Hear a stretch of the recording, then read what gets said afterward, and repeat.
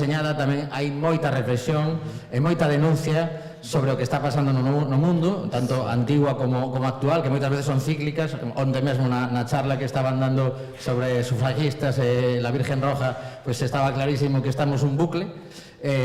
Supoño que foi unha aposta decidida no momento que empezas a pensar nesta edición, como introducir todo iso, non? Desde que collen a dirección hai 3 anos e que houve unha intención moi clara de meter unha sección que era viñetas inclusivas, onde se trataran as temáticas sociais a todos os niveis, e este ano xa foi a aposta moi forte, porque ademais de todo isto de memoria histórica que falamos, tamén temos outra exposición dedicada á inmigración sobre os cómics que fan Trups e Baudoir na Casa Picasso, e temos outras temáticas sociais de peso, como a exposición que temos de palestinos, de autores e autoras palestinas na Fundación Luis Seoane, que recomendo ir a vela porque é incrível o panorama que hai aí e o mensaxe tan esperanzador que lanzan todos estes autoras que están vivindo en Gaza en medio dos bombardeos e están lanzando unha mensaxe que é esperanzadora, bonita, linda e que simplemente queren vivir en paz, non? Ademais, con uns estilos de debuxo bastante sorprendentes. Descoñecemos moito o que pasa nos países de linguas árabes, como Palestina, e é maravilloso o panorama que hai ali. Moitos deles traballan para Francia, para Estados Unidos tamén, non? E nada, as temáticas sociais son importantísimas.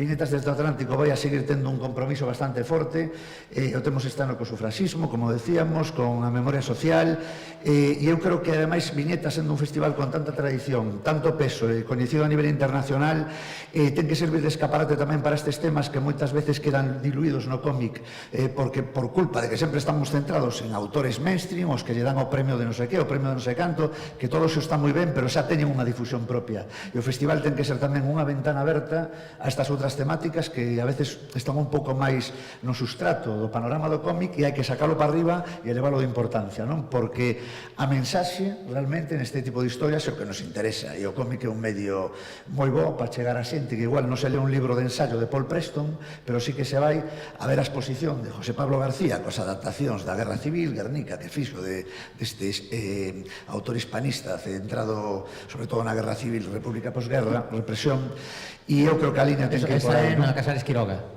Na Casares Quiroga, na Casa Museo Casares Quiroga, efectivamente. Todas ata o 27 de setembro ou algunhas acaba antes? Algún acaba antes, pero non me preguntes porque agora estou con mal da dirección, que ti enseñas un plan, faz todo o programa, o trasladas ao equipo e logo te olvidas de todo. Pero temos aquí a página web Viñetas desde o Atlántico que soluciona todos os problemas. Mira, antes de rematar, quero darvos as gracias a Quack FM. Eu estou moi vencellado a este proxecto de radio que levades tantos anos e facer colaboracións como a que temos este ano con vos aquí no Circo Artesáns, con este maratón de podcast, e tamén o que fixemos con o Festival Elas Son Artistas e outras moitas iniciativas, é moi importante porque eu creo que o cómic se sirve tamén para lanzar mensaxe social, tamén unha boa plataforma para interaccionar con outros círculos da cultura, como pode ser a radio, ou como pode ser a artesanía, ou como poden ser as colaboracións que temos este ano con diversas ONGs de inmigrantes, etcétera, etcétera. Entón, a línea de viñetas está en espallarse pola cidade, ata onde se poda, obviamente, sempre hai un límite, colaborar con todos os colectivos e asociacións posibles para que todo o mundo disfrute do festival e podades tamén aportar e sintades que o festival é voso.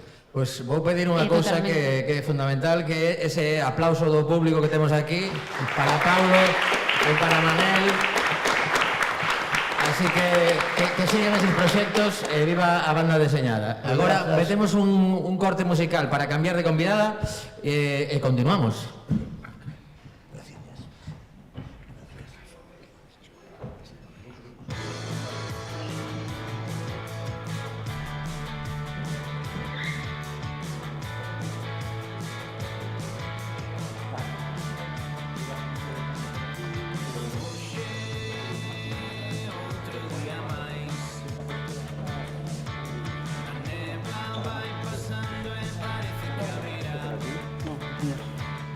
Estou emitindo de miña conta porque non hai maneira de... Non hai maneira de... Non, porque fai a verificación dos pasos, a persoa que ten unhas rapazas de ojos que ten... Claro, que non se pode... Bueno, claro, como vamos a hacer? Estou mandando as redes sociais de Viñetas a ligación para un... Interesante poder ver as cosas.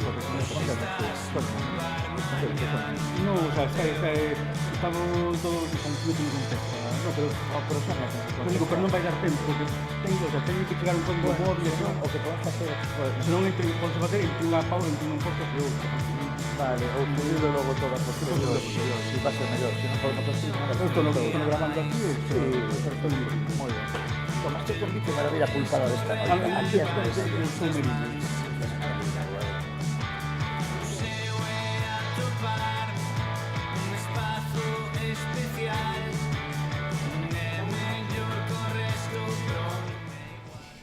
Bo día, fala Estela, compañeira de CUAC tamén. Encantadísima de estar aquí hoxe, Tomi, Paula, Roberto, graciñas a todos e a todas por estar tamén de público e escoitando ao outro lado das ondas. Estamos agora con unha pedazo de ilustradora, Xulia Pisón. Bo día, Xulia. Hola, bo día, que tal? Tes unha exposición na Casa Museo María Pita ata o 27 de setembro, este sí, titulada Stones. Xulia é coruñesa, bueno, ven presentando esta exposición deste último libro. De que barrio é, Xulia? Pois vivín en varios barrios, agora mesmo no barrio das Flores. No barrio? Das Flores. Das Flores. Sí. E cando comenzaches coa teima de dibuixar e contar historias?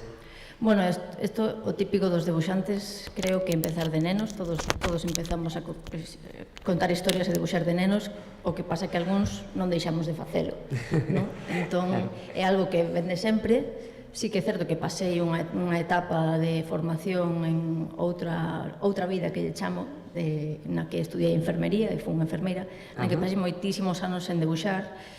Dibuixaba como a escondidas, porque eu tiña esa cousa que me saía, pero era como dibuixaba para min e quedaba nun caixón metido, non?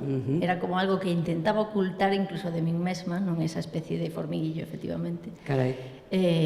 Pero logo chegou un día en que xa non o puiden evitar máis, non? Un día dixen, que fago eu aquí no hospital? E dixen, eu o que quería era debuxar, entón, pois, volvín a retomar despois de moito tempo e non sei, aquí estou, de repente. Aquí estás. 10 anos despois, aquí estou. Que ben que estés. Sí. Claro que sí. De feito, estás cun proxecto que non se queda simplemente no libro, que ten agora mesmo esa exposición na que traballaches un montón e que eu recomendo a todo o mundo que se achegue. De feito, haberá visitas guiadas que anunciaremos. Como chega Stones a túa vida? Pois Stones foi un libro que eu empecé porque, bueno, non empecé con idea de libro, é un proxecto que iniciouse basicamente como autoterapia, non? Eu pasei un ano terribilis o ano pasado, pois pasei por unha depresión, unha época moi mala, saindo da depresión rompín un ombro facendo skate, porque pensei que sería unha idea fantástica por salir da depresión, facer skate. Entonces, tiña unha depresión e un ombro roto, entonces non puiden traballar durante 6 meses. Entón, o pouco que podía debuxar eran cousas moi sinxelas. Entón, todas esas emocións, esa sensación que tiña de quedar estancada, de non poder avanzar ou de tal, proxecteinos sobre pequenos debuxos de pedras. Que pasa? Que empecé pouco a pouco e meses despois dínme conta de que tiña suficiente material como para reunilo nun libro, non? E tiña, sin sabelo, aínda que eran cousas así soltas, sin sabelo todo, tiña un fío conductor, non? Unha historia. E ao final, pois, Manel aquí lioume para facer a exposición e dixen, bueno, pois, adiante con todo isto. Entón, a exposición, como decías, é algo máis completo, porque sí que é certo que intentei ir máis alá de solo debuxo. Eu sempre estive moi centrada solo na ilustración, solo no cómic, e me apetecía, porque estaba en esta especie de estado de fluxo creativo, despois dun ano moi malo, probar de todo. Así que na exposición tiña claro que quería que fora algo máis que só páxinas do libro impresas e postas ali. Entón, ali hai, pois, escultura, non sei, investigación, mural, hai un pouco de todo, incluso material, non? Que non chegou a ir no libro, que é un pouco como premio para a xente que vai hasta ali, pois que pode ver contido que non está editado. O bonus, que é tan importante, non? Exacto. Das persoas que estamos presentes. Xulia, bueno, din que nas peores crises os artistas é cando máis vos crecedes, non? Un exemplo claro que nos estás contando. Pero eu tamén penso que é moi meritorio pois pasar por ese estado, ainda por riba con o ombro roto, como diste, e ainda así ter a perseverancia e ese poder de sacar unha obra tan chula, non? A ver, eu para min casi foi un regalo, porque se non chego a ter ese accidente e non chego a estar de baixa, non podería parar de traballar en outros traballos de encargo, non? Porque eu, como sabedes, fago a maior parte do meu traballo son cómics de divulgación científica e son traballos de encargo que están guais. A mí encántanme, pero teñen as súas datas de entrega, as súas particularidades que as fan complicadas e, bueno, é un traballo, ao final, non? Claro. Isto era un proxecto propio, persoal, que sen esa baixa, sen esa obligación de parar, probablemente por esta ansiedade do autónomo, non me tería tomado 6 meses para creala, para darlle espacio, non? Entón, para min foi eso, casi un plantexando así, non quero decir a depresión foi un regalo, non o foi, pero a situación a que me levou, levoume a sacar o mellor que podía de min. Eu creo que este é a miña mellor obra, sinceramente. Todo lo que sucede conviene, dicen. Efectivamente, sí. Falas que a ciencia, de algún xeito, é algo que está integrado na túa obra por encargos ou polo que sexa. Ten algo que ver que partises desa profesión de enfermería ou foi casualidade total? Mira, eu creo que foi casualidade total, porque cando empecé na divulgación científica foi porque me contactou un investigador da universidade, porque vira precisamente un libro que fixemos de Mo Editorial, unha antoloxía que se chama Licor Café. Bueno, gustoulle o meu estilo demais. Que pasa? Que sí que é certo que creo que conseguín facer o que fixen, meterme tanto na divulgación científica gracias a esos coñecementos que adquirira ou esa forma un pouco científica de ver o mundo, non? E de ver é como, hai que traducir moitas cousas a linguaxe, non? Para os pacientes, entre comillas, non? Claro. Para os lectores. Entón, sí que me axudou. Así como eu estive moito tempo con ese síndrome do impostor de eu son unha enfermeira, en realidad non son debuxante, como con unha sensación de ter perdido 10 anos da miña vida. Despois, cando de verdade me metí no tema de divulgación, tamén agradecino, porque dixen, é que sin esa formación, sin toda esa experiencia, probablemente non sería capaz de facer este traballo. Pois temos que ir despedindo xa a Xulia, isto é así a toda pastilla, Pim pam. pero de verdade que paga moitísima pena achegarse á Casa Museo María Pita ata o 27 de setembro. Lembrade que abren de martes a sábado, para a xente que os domingos vai ser que non. Xulia, que sigan chegando as ideas. Pois moitas gracias, aquí seguiremos. Moitísimas grazas, Xulia. Gracias.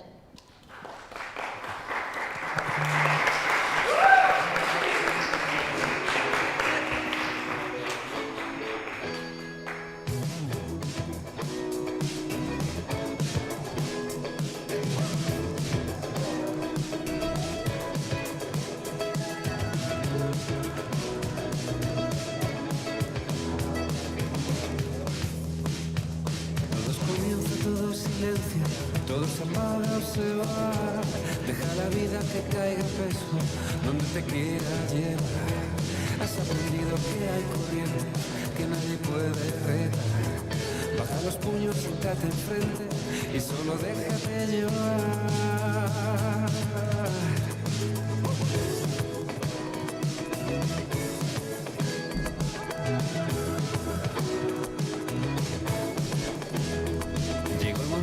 Estar atenta, mira adelante y detrás. Si te despistas por un momento, te pueden hipnotizar. Bueno, estamos agora ao teu turno con Jorge Peral, que ademais é compañeiro, porque aquí non hai ex-compañeros, todos son compañeros, aínda que deixaron de facer programa, que pasou por Coac FM. Contanos o que facía Xalín. Facíamos el Complejo Holanda, programa de videoxogos que o seguimos facendo, pero de forma independiente. Bueno, pasamos uns bons anos en Coac FM onde aprendimos a facer radio e xa aínda seguimos despois de 18 anos levamos facendo o programa ininterrompidamente. Eso tamén é para aplauso, eu creo que... Gracias. Bueno, estamos... eu estou encantado de volver a Coac. Facía moito tempo que non saía nas ondas, así que graciñas por invitarme. Cando queiras, volvese. Desas portas abertas para seguir con este proxecto Complejo Lambda. Ves para unha exposición que se titula Eclipse de Viñetas, na Casa das Ciencias, tamén ata o 27 de setembro. Ti estudiaches, Jorge, na Pablo Picasso. Sí, Bueno, sí. casi todos, non? Eu Os creo que que- vos criastedes aquí na Coruña, casi todos os artistas do Viñetas estades... A realidade é que os que non teñamos cartos para ir a estudar fora, pois quedábamos aquí, que Acabades era na máis Pablo barato, Picasso. eran menos anos, pero tamén a ensinanza era boa, eu creo. Polo menos o que me tocou a min. Hai opinións de todos os Sí, gustos. hai, sei no, pero bueno, non vamos a entrar nese, non vamos a abrir ese melón. Acabaches desenvolvendo unha carreira, bueno, pois que pasa pola ilustración, o cómic, videoxogos. Cando empezaches a pensar que dibuixar podía realmente convertirse na túa profesión? Pois o tema é que, igual que Xulia antes comentaba que dende pequeniños que debuxamos e tal, eu empecé debuxando Son Goku. Eu veía Son Goku na tele e quedei abraiado por todo ese mundo máxico das bolas de dragón e tal. Eu debuxaba Son Goku todo o día. O caso é que despois deixei de debuxar pensando que, bueno, a xente que debuxaba realmente tiña que ter un talento especial, que nacían para iso e que alguén os encontraba e despois traballaban. E foi cando estaba acabando o instituto que alguén me dixo que existían ensinanzas artísticas que eu non o sabía. Wow. Eu vivía, eu creo que a miña bola. E o tema é que cambiei. Eu iba a estudiar historia. E dixe, non, teño que, hai que tirar todo en uno, é como apostar no casino, casi. Eu vou a por todas, ilustración. E ao principio, bueno, cando acabei os estudos e tal, foi, eu diría, un pouco decepcionante ver o difícil que era facerse un nome, intentar gañarse a vida debuxando, pero despois xa fun encontrando o meu lugar e agora estou encantado. Formas parte neste Viñetas dende Atlántico con un conxunto máis de autores de unha exposición alrededor do eclipse. Sí. Como surxe esta proposta, como te chega a ti, en que consiste exactamente a túa participación? Vale, bueno, a min chamoume Manel que querían facer unha exposición aproveitando o tema do eclipse e tal, e collendo diferentes subtemas. Toda a exposición é temática, todos son cómics de 2 páxinas por autor falando do eclipse, pero a cada autor nos daban un subtema. A min tocoume, eu creo que o tema máis polémico, que o tema da o mito do eclipse durante a crucifixión de Jesucristo. Jesús, ali no Jesús. Claro, eu Vale, moita de iso vamos imaginación, poñendo fácil, os subtemas van ser así sinxelos. Claro, Cousa o facilita. primeiro que pensei é, isto vai ser complicado. O primeiro que pensei foi, porque eu o que fago en ilustración é tema ciencia ficción, fantasía, eu fago xogos de rol, videoxogos, cómics de ciencia ficción. E o primeiro que pensei é, vale, hai un eclipse, empezan a sair demonios, e xa temos aí unha festa completa. Pero claro, non, tiña que ser divulgación. E titulamos de Menudo Cristo, non? Exacto. Eu son un profesional e dixen, aquí hai que documentarse e tal, fixen unha documentación. Basicamente, o meu cómic, a primeira páxina, é un pouco relatando o mito, que basicamente o mito do eclipse é que din as escrituras que durante a crucifixión o ceu puxose negro, Sí, houbo terremotos e de todo, non? Pero non utiliza a palabra eclipse. Eso foi unha reinterpretación que se fixo posteriormente para intentar darlle unha explicación científica, lóxica ao feito, pero a realidade é que por un montón de datos científicos que non vou relatar aquí, pero que se poden buscar, tema de datas, tema de estas cousas, era imposible. Entón, na segunda páxina eu explico por que non pode ser un eclipse e sempre deixando claro que a ciencia está para esclarecer este tipo de cuestións. Eu creo que foi bastante respetuoso. Pero Pois bueno, ten que ir a xente a descubrilo a planta baixa da Casa das Exacto. Ciencias Claro, non vamos a facer spoiler. Exacto. Estás tamén presentando o número 15 xa de Altar Mutante. que o trouxe Efectivamente. ademais. Sí, está por aquí, Sí, podedes ver se queredes. témolo en físico. Sí. Contanos un pouquiño desta publicación. Bueno, Altar Mutante é o cómic, o fanzine de cómic de horror putrefacto e ciencia ficción graxenta. Vale.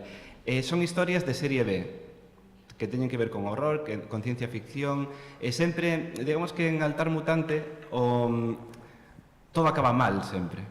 Pero son tebeos que utilizan este tipo de cuestións de mundos moi exagerados un pouco tamén para contar temas sociais. O sea, sempre camuflamos un pouquiño de mensaxe no cómic. Eu creo que ese é o motivo da fantasía realmente, que intentar contar algo que nos afecta a todos no día a día, pero a través de mundos imposibles e demais.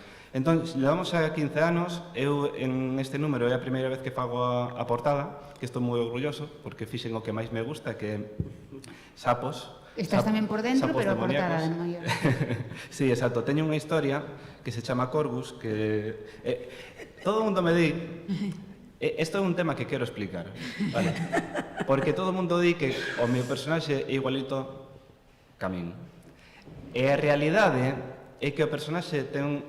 Eu non o diseñei pensando en min, eu empecé con esa mesma personaxe de adolescente, agora é de adulto, e teño a idea de que evolucione e se faga máis bello. Vale.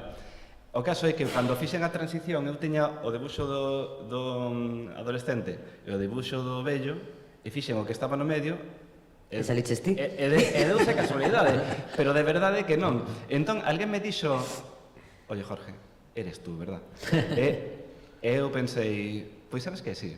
Non se pode contestar ni... E abracei o meme. O personaxe, moi ben. Abracei o meme e agora o debuxo un pouco máis parecido a min. Sí, de feito tes a mesma camiseta que leva ele. Efectivamente. Bueno, é porque eu quería que a miña personaxe levase unha camiseta de Iron Maiden. O sea, para min era indispensable que o tema heavy metal que estivera incluído no cómic. E iso, se o queredes conseguir este cómic, é moi barato, facemos prezos populares, vale? Non facemos fanzines de 20 euros.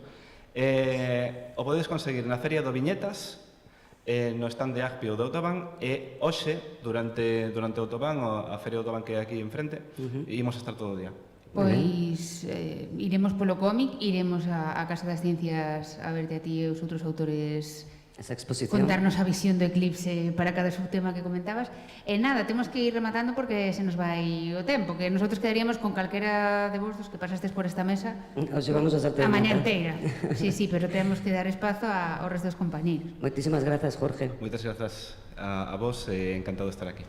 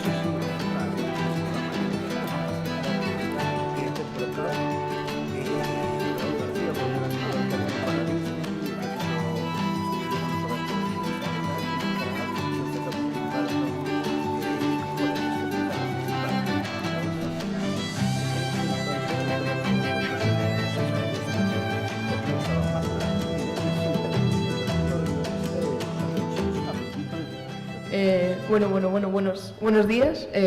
Yo soy Chesto Rey y aquí mi amigo y vecino Fred, que me acompaña a todas mis aventuras. Hola, ¿qué tal?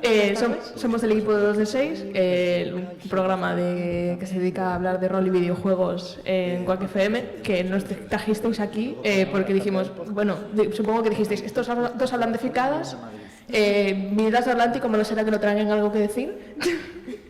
Y la verdad es que estamos muy agradecidos que nos deis este espacio. Y bueno, como no nos conocemos, hay público, no tal, pues me he traído 3 preguntitas para romper así un poco el hielo al público, si está dispuesto a participar. Yo supongo que sí. Esperemos. Esperemos. Para romper un poco el hielo. Primero de todo, ¿quién de aquí ha leído cómic europeo? Estando en Viñetas Atlántico, supongo que efectivamente. Muy bien. Todo el mundo bien. Bien. Hay que decir que fue un pleno, ¿eh? Sí, es que está todo pensado. Pero cada vez va a ir para menos, no te preocupes. ¿Quién de aquí se ha leído o ha visto cómics de chica mágica tipo Sailor Moon, Panty Stocking? Bien. Ah, claro. 50%. Tienes tela, claro que sí, ¿cómo no? Y vale, ¿y quién de aquí se ha leído algo o se ha visto la serie de La Joven Liga de la Justicia? Bien, vale. Un 37%. Si no, también cómics de superhéroes, de adolescentes, de oh no, tengo superpoderes, pero tengo que ir a la escuela que tengo examen de matemáticas. Un poco ese estilo. Bueno, pues para todos vosotros nos hemos preparado, traído así un poco un resumen de juegos de rol y de mesa que traten de estos temas. Empezando por Travel Shooter, que de este le dedicamos un programa entero hace un mes. Que es un sistema de rol muy inspirado en el cómic europeo y en el cómic, yo creo que casi también en el cómic francés. Sí, es un sistema que, si habéis leído cómic europeo, asumo que todo el mundo conoce a Tintín, porque es lo más básico, vale. Eres Tintín, o en su descarte, el capitán borracho que acompaña a Tintín. Puedes ser un señor que va por ahí y tiene cosas buenas y cosas malas. Las cosas buenas, pues a lo mejor eres un investigador, entonces sabes muchísimo de idiomas, de la cultura del mundo, tienes gente conocida en todas partes. Las cosas malas, te da síndrome de abstinencia, entonces te tienes que ir al bar y te tienen que echar de la escena, porque no puedes estar y no quieren a gente que esté borracha en escena. Claro, o sea, que un personaje te obligue a ir a tomarte unos vinos. Claro. O si no, eres un señor reconocido por todo el mundo, para mal, porque eres un ladrón. Por lo que sea, en ciertos sitios igual no te dejan entrar. Entonces, es un poco lidiar con las consecuencias de tus actos o los actos de tu personaje. Efectivamente, es un juego que destaca porque es muy narrativo, si bien hay muchos juegos de rol donde tienes que andar constantemente tirando dados, por si quiero saltar, tiras un dado, quiero hablar con esta persona, tiras un dado. Travel Shooter es todo lo contrario, es yo voy a hacer esto, si me dejan hacerlo puedo y si no me dejan, mala mía. Luego, el siguiente sistema, que hablamos de chicas mágicas, esto es un sistema español, que es Majo Sollo, hecho por Rubén Saldaña, publicado por No Solo Rol. Que la verdad es que, o sea, es un sistema, no hemos hablado de este sistema, pero sí que lo hemos podido jugar. Y efectivamente, tú y tu grupo de amigos sois todos un grupo de chicas adolescentes de instituto que se pueden transformar en todas en Sailor Moon en sus diferentes formas, como a ti te dé la gana, te permite personificarte, o sea, hacerte el personaje como te dé la gana. Yo recuerdo que yo llevé un tío con un martillo muy grande y un compañero de la party llevaba una chica mágica que su traje era un traje tradicional gallego, o sea... Sí que lo era. Te puedes hacer lo que te dé la gana. Es un juego que está...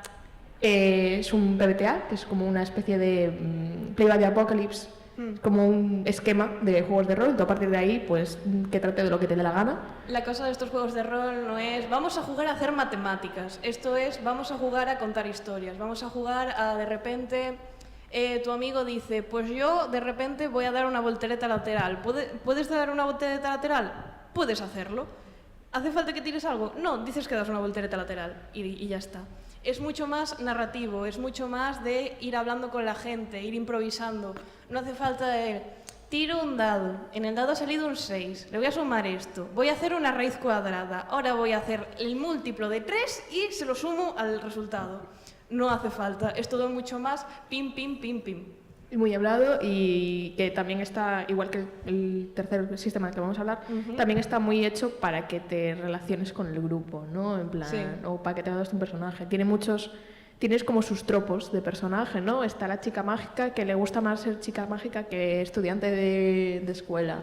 Tiene su chica mágica que está, su versión mágica está muy hecha para el ataque. Tiene su versión mágica para defensas. Este es un sistema que yo creo que está un poquito hecho más o menos para el combate y para meterse de toñas bien, ¿sabes? Y que cada partida es como, pues eso, su historia autoconclusiva. Luego, por último, el otro PBTA, que es Smask, que es tú y tu compañero sois un grupo de adolescentes que acaba de conseguir poderes o superhéroes jóvenes, como la Joven Liga de la Justicia, que destaca en el drama. Sois un grupo de adolescentes con las hormonas muy para arriba y estáis todos peleados con todos. Ya el propio sistema, ya a la hora de crearte la ficha, te obliga, no te pide en plan de vínculos con otros personajes de la party. Pues esta persona, pues mi personaje está liada con esta. Y se ha visto a la persona liarse con esta otra. Mi personaje, mi tropo de personaje es que tiene una identidad secreta. Pues esta persona del grupo sabe mi identidad secreta. disclaimer para la gente, en juegos de rol lo sentimos mucho, hace falta tener amigos o por lo menos secuestrar gente. Ahí ya os lo coméis un poco como queráis, pero Sí, hace falta sí. que tengáis un grupo. Pues Son juegos sociables, por suerte o por desgracia, y ya cada uno que juzgue. Por suerte, por suerte. Por suerte. Tenemos público, por suerte. Efectivamente, o sea, es un sistema de juego que te obliga muchísimo a hacer relaciones entre personajes. Luego tiene sus cosas, ¿no? Como dije yo, los tropos de personaje. Sí. A mí hay uno que me hace mucha gracia, que es el tropo del alien, ¿no? Y de gente que nos ha comentado de jugar este juego, pues me dijo, no, es que en nuestra parte el alien era un slime que venía de Erasmus. ¿Sabes? Era un slime con forma humana y venía de Erasmus. Ya está, es un alien. Y el alien, pues yo qué sé, pues esta persona también viene de tu planeta. Y tal. Tiene tropos, pues como el típico personaje que tu personaje es como una bomba a punto de explotar con patas. O sea, Sí. se centra muchísimo en el drama. ¿No? Es como, o sea, yo pensaría, por ejemplo, que el contrario, que Majo Soyo, ¿sabes? Es como, pues chicas mágicas, dramas de chicas mágicas. Pero no, es el de superhéroes que lo juega José Juan con 45 años. Soy una chica y tengo poderes, así que por acción y beneficio de la trama le voy a poder apegar a la gente porque soy una chica mágica y tengo poderes. En Mask es más... tengo drama, ya sea interno o externo, con el resto de este grupo que me he juntado, ya sea porque... la chica que está a mi lado me gusta, pero soy un inadaptado social, o es que yo no quiero estar aquí porque soy única y diferente y nadie me comprende. Eso ya es un poco, pues, en cuestión de, vale, ¿qué puede hacer este grupo de gente? Puede ser un poco tirando más a los clásicos. Te ha venido un señor millonario y te ha dicho, ahora eres mi hijo y te voy a entrenar. Bueno, pues ahora tienes que lidiar con las consecuencias de los actos. Probablemente no seas pobre, pero tienes consecuencias de los actos. O mi padre es el demonio más malvado del mundo, yo tengo sus poderes y por lo que sea, mucha gente no le cae bien. Entonces, en vez de ir a poner, va a hablar por mí. Y no es, esto lo estamos diciendo nosotros, pero es que es así el sistema. Y bueno, os lo recomendamos muchísimo jugar. Es muy divertido. Y hasta aquí llegamos, nos echan. Pues sí, la verdade é que estamos chegando ao final deste especial Quack FM Viñetas desde o Atlántico no Circo Artesáns, grazas ao equipo de 2 de 6, a outro aplauso pedimos aí a ese público que temos connosco.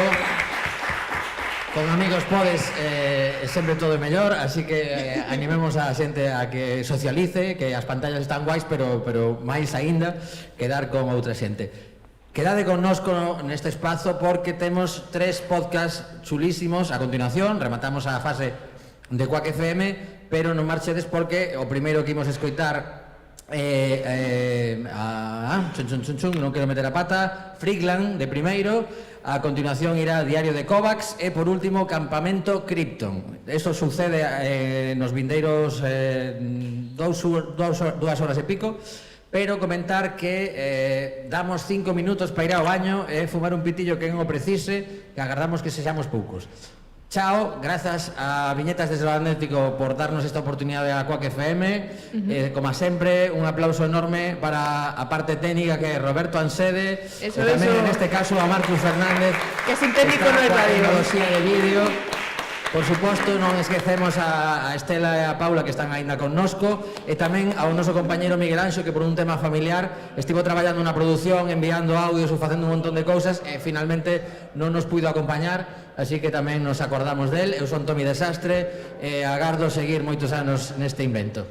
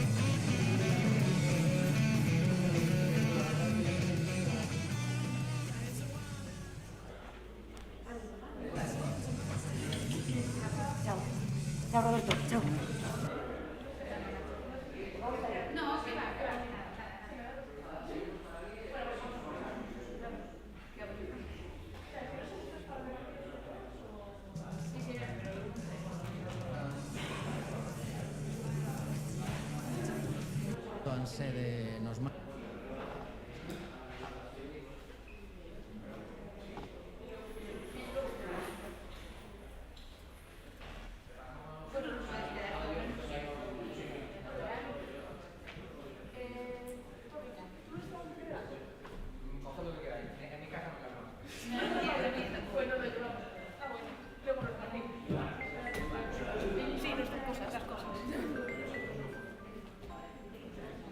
De manera.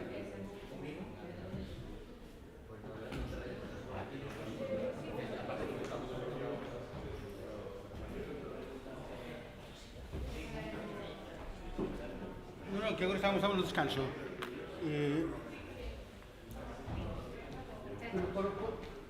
Pero por onde botaste? Chao, Marcos.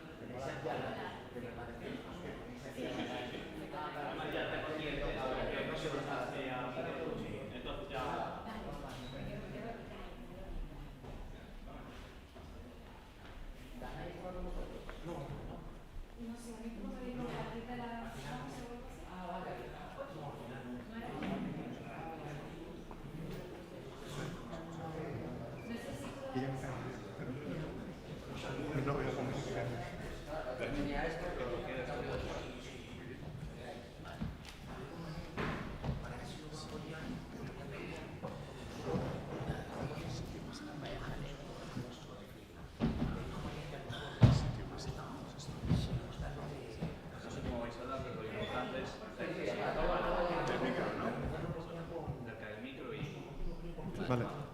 Si habláis por los lados no va a coger. Vale, vale. Vale.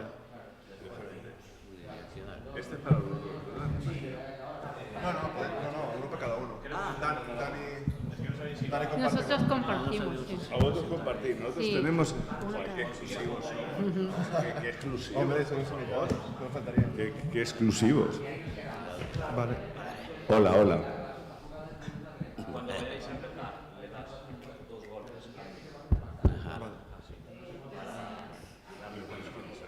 Freakland, un podcast que hablamos de cómics igualmente. Encantado. Yo solamente conozco Ah, Dani.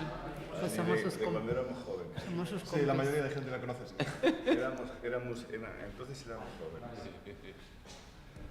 Cuando era joven, Dani, porque yo sigo siendo joven, no os conozco. Ahí está. ¿Y ahora qué pasa? Mira. Carlos hablando de Carlos. Sí. ¿Qué más quieres? Sí. Triple Carlos. Yo soy Daniel González. Ah, ¿tú eres González? Joder. No sabía, Daniel. Tenemos eso lo de un apellido raro, tío. Cuando empiece. Sí. Le das, cuando quieres que empiece, le das, pero dale fuerte. Ah, más fuerte. Vale. Ahí. Bueno.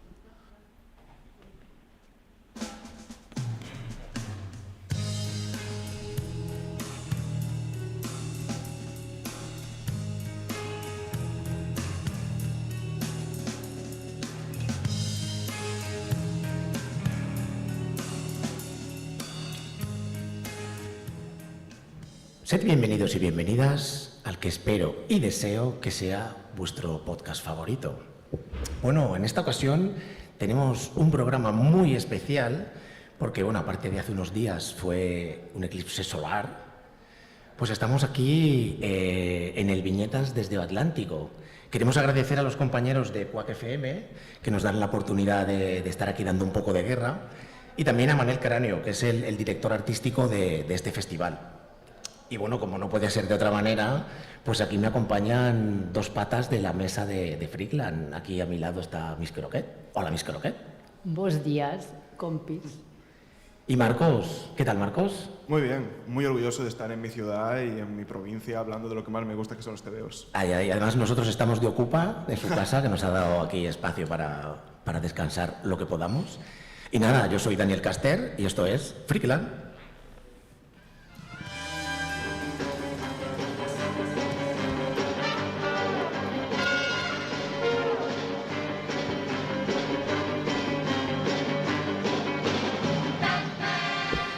Bueno, pues hoy nos acompañan porque vamos a abrir el programa con una entrevista doble, porque en uno de los espacios del Viñetas hay una exposición del maestro Carlos Jiménez y, como no, pues nos acompaña Carlos González, que es el comisario, quien ha elegido los originales a exponer en esta exposición. Y bueno, hola Carlos. Muy buenos días, o vos días, hay que decir. Y también nos acompaña Carlos Vila, que es el colorista de varias portadas de los álbumes de Carlos y también de algunas páginas. Hola, Carlos. Hola, buenos días. Estamos rodeados de Carlos, espero que no haya mucha confusión.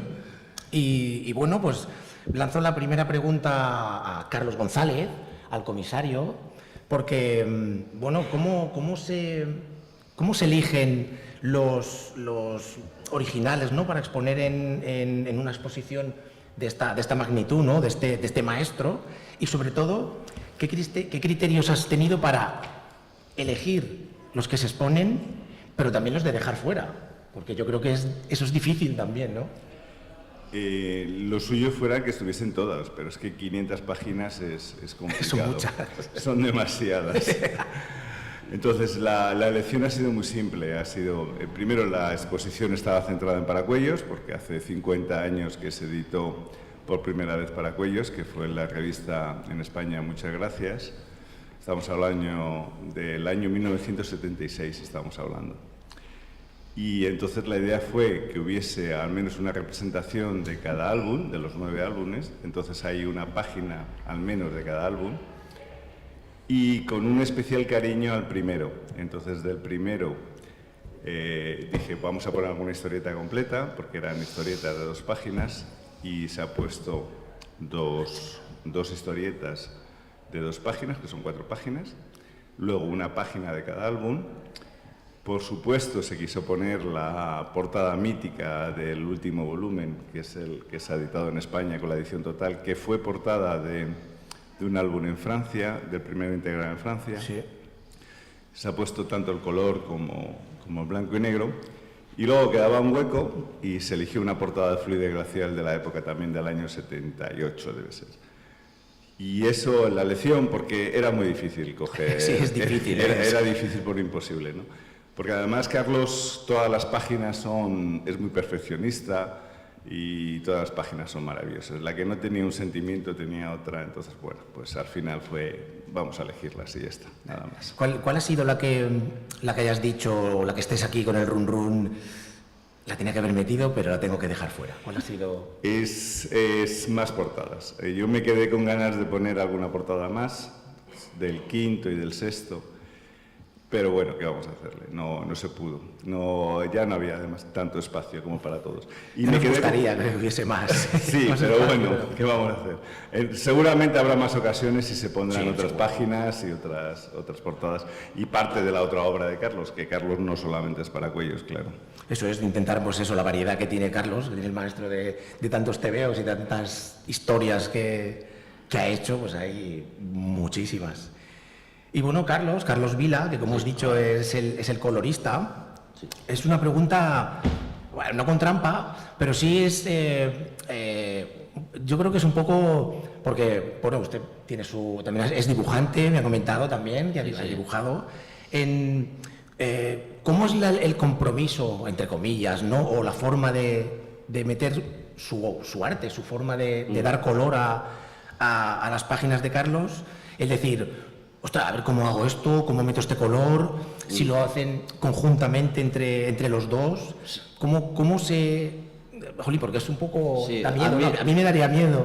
Sí, yo de hecho empecé a dibujar cómic por el Dani Futuro de Carlos Jiménez, sí. Fue lo que me hizo dejar de pintar cualquier cosa y tal.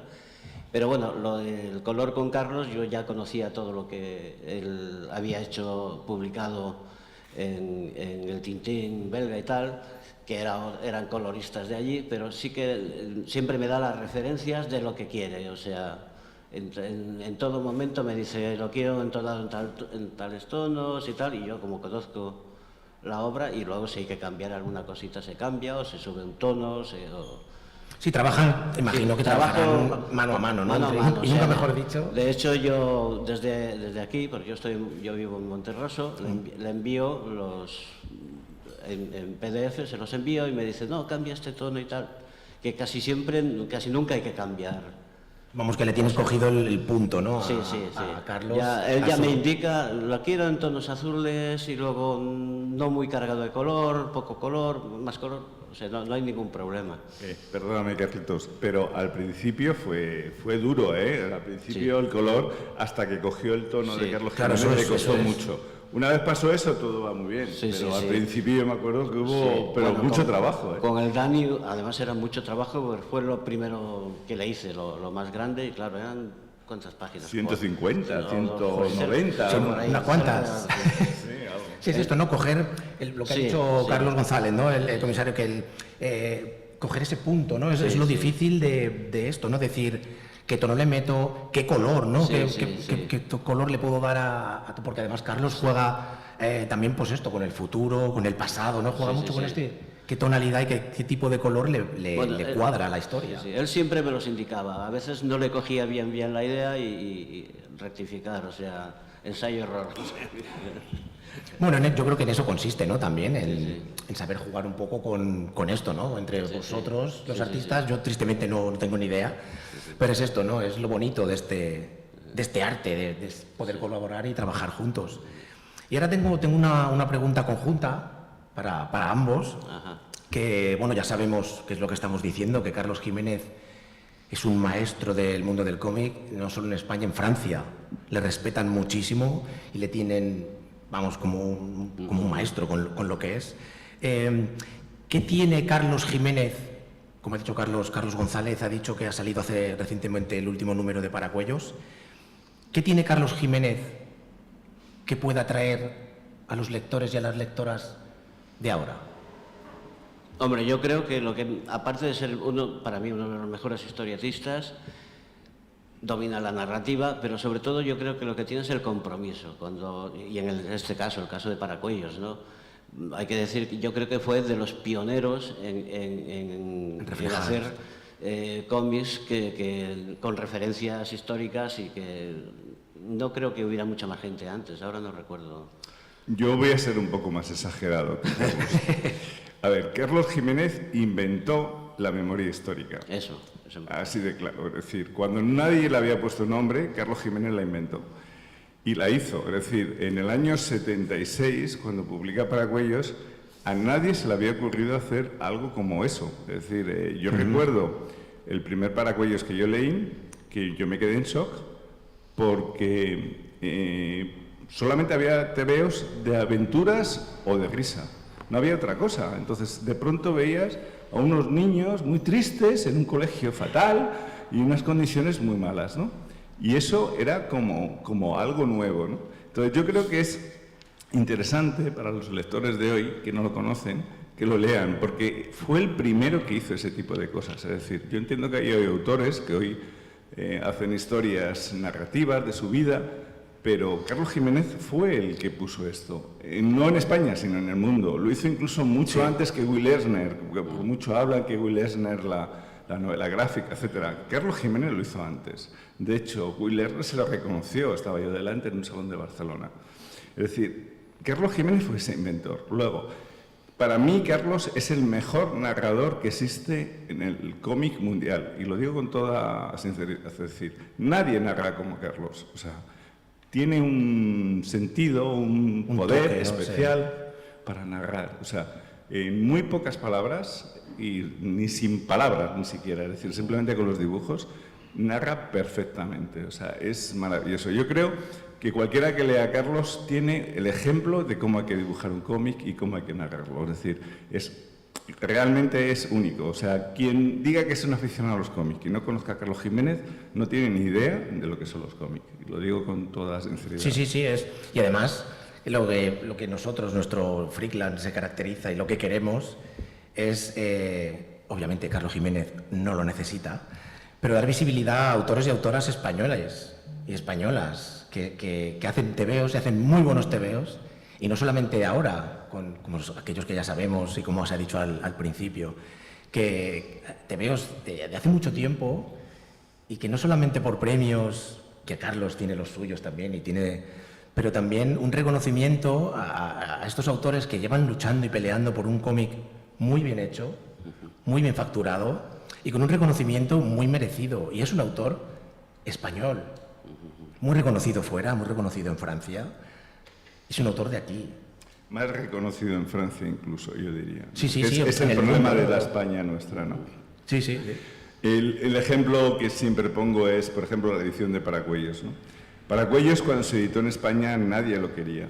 Nadie lo quería publicar. Era una historia que nadie entendía ni comprendía cómo se iba a publicar, ¿no? De hecho, se publicó en una revista, que era una revista de humor, los inicios del Destape en España, y de pronto veía 2 páginas ahí de unos niños tristes que esto a qué venía, ¿no? Y nadie lo quería publicar, ¿no? Hasta que Golib, el dibujante y editor de Fluide Glacial en Francia, lo vio y lo empezó a publicar en Fluide Glacial. Y a partir de ahí obtuvo el Gran Premio de Angoulême ese año y obtuvo el gran éxito en Francia. En ese momento todos los editores españoles le llamaron a Carlos para editarlo. Es decir, es lo de siempre. O sea, en España no era reconocido y tuvo que ser reconocido en otro país para que nos acordásemos de él. O sea, lo vuelvo a decir, es decir, Carlos Jiménez, quizás para mí, pero yo no soy objetivo, también es verdad, ¿no? Es el mejor autor que ha tenido este país, y lo digo con todas... pero también digo que no soy objetivo, ¿no? Y es fundamental, es un autor fundamental. Es como decir que me gusta el cómic, pero no sé quién es Harold Foster. Pues es lo mismo, es decir, hay que conocer a Carlos Jiménez. Si eres español, tienes que conocer a Carlos Jiménez y tienes que leerlo. Y aparte que tiene una obra muy extensa, toca todos los palos y es perfecto. Es decir, Carlos es un maestro. De hecho, es curioso, pero hace muy poco, sabéis que le han dado el gran premio, le han concedido la Gran Cruz de la Orden Civil de Alfonso X el Sabio. Eso solamente se lo conceden a los grandes de la cultura española. Y es el primer autor del cómic o relacionado con el cómic que le dan este premio. ¿Eso qué significa? Carlos ha salido del cómic. O sea, Carlos está... Va más allá de él. Está fuera del cómic, o sea, está mucho más detrás. Es decir, no es para la secta de los aficionados al cómic. Carlos pertenece al mundo del arte. Cultural, del arte y de la cultura. Es decir, sí. Ese premio pues lo tiene gente como lo tenía pues, Vargas Llosa. Es decir, estamos hablando de autores, de escritores, de personas de la cultura. Sí, sí. Y eso es lo que tiene Carlos, al igual que fue el segundo o tercero que le dieron la medalla de las Bellas Artes, de oro. Es decir, Carlos está fuera de ese es. Yo cuando digo los dibujantes, bueno, están los dibujantes y está Carlos Jiménez. Yo lo diferencio mucho, sinceramente, es algo especial. Sí, la verdad que Carlos, aquí, pues eso, no necesita, Carlos Jiménez no necesita reivindicación, no necesita, pero sí queremos darle pues este espacio y sobre todo ahora en el Viñetas, que como hemos dicho, está una exposición suya, que decimos y obligamos a todo el mundo que la vaya a visitar. Ya sé ahora, porque ¿hasta qué tiempo se sabe? ¿Hasta qué tiempo está la exposición? Creo que hasta final de septiembre, creo, pero hablo de memoria. Pues hay que ir a visitarla, es una visita obligada y a disfrutar del arte de Carlos Jiménez. Y bueno, chicos, muchas gracias por acompañarnos este breve ratito y pues eso, aprendiendo. Yo lo que digo siempre está bien aprender, necesitamos aprender y sobre todo de los que amamos el mundo del cómic, aprender mucho de Carlos Jiménez y agradeceros a los Carlos, parece de estar aquí con nosotros, a Carlos González y a Carlos Vila. Muchísimas gracias por acompañarnos aquí en el programa. Gracias a vosotros. Gracias.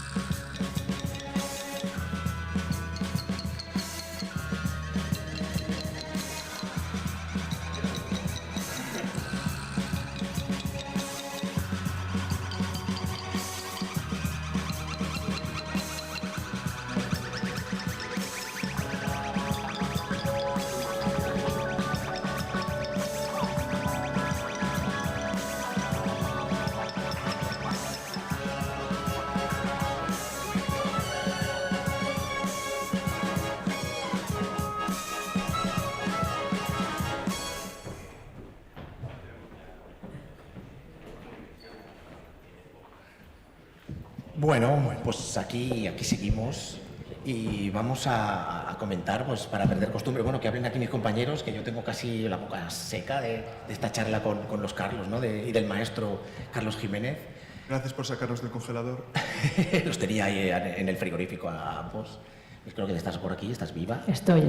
Ah, vale. Que luego me regaña y me pega. Y bueno, pues como hemos dicho al principio en la presentación, hace unos días fue un eclipse solar y pues como ya sabéis nosotros no nos va a dar tiempo porque aquí los compañeros de Quack y todos vamos aquí a contrarreloj.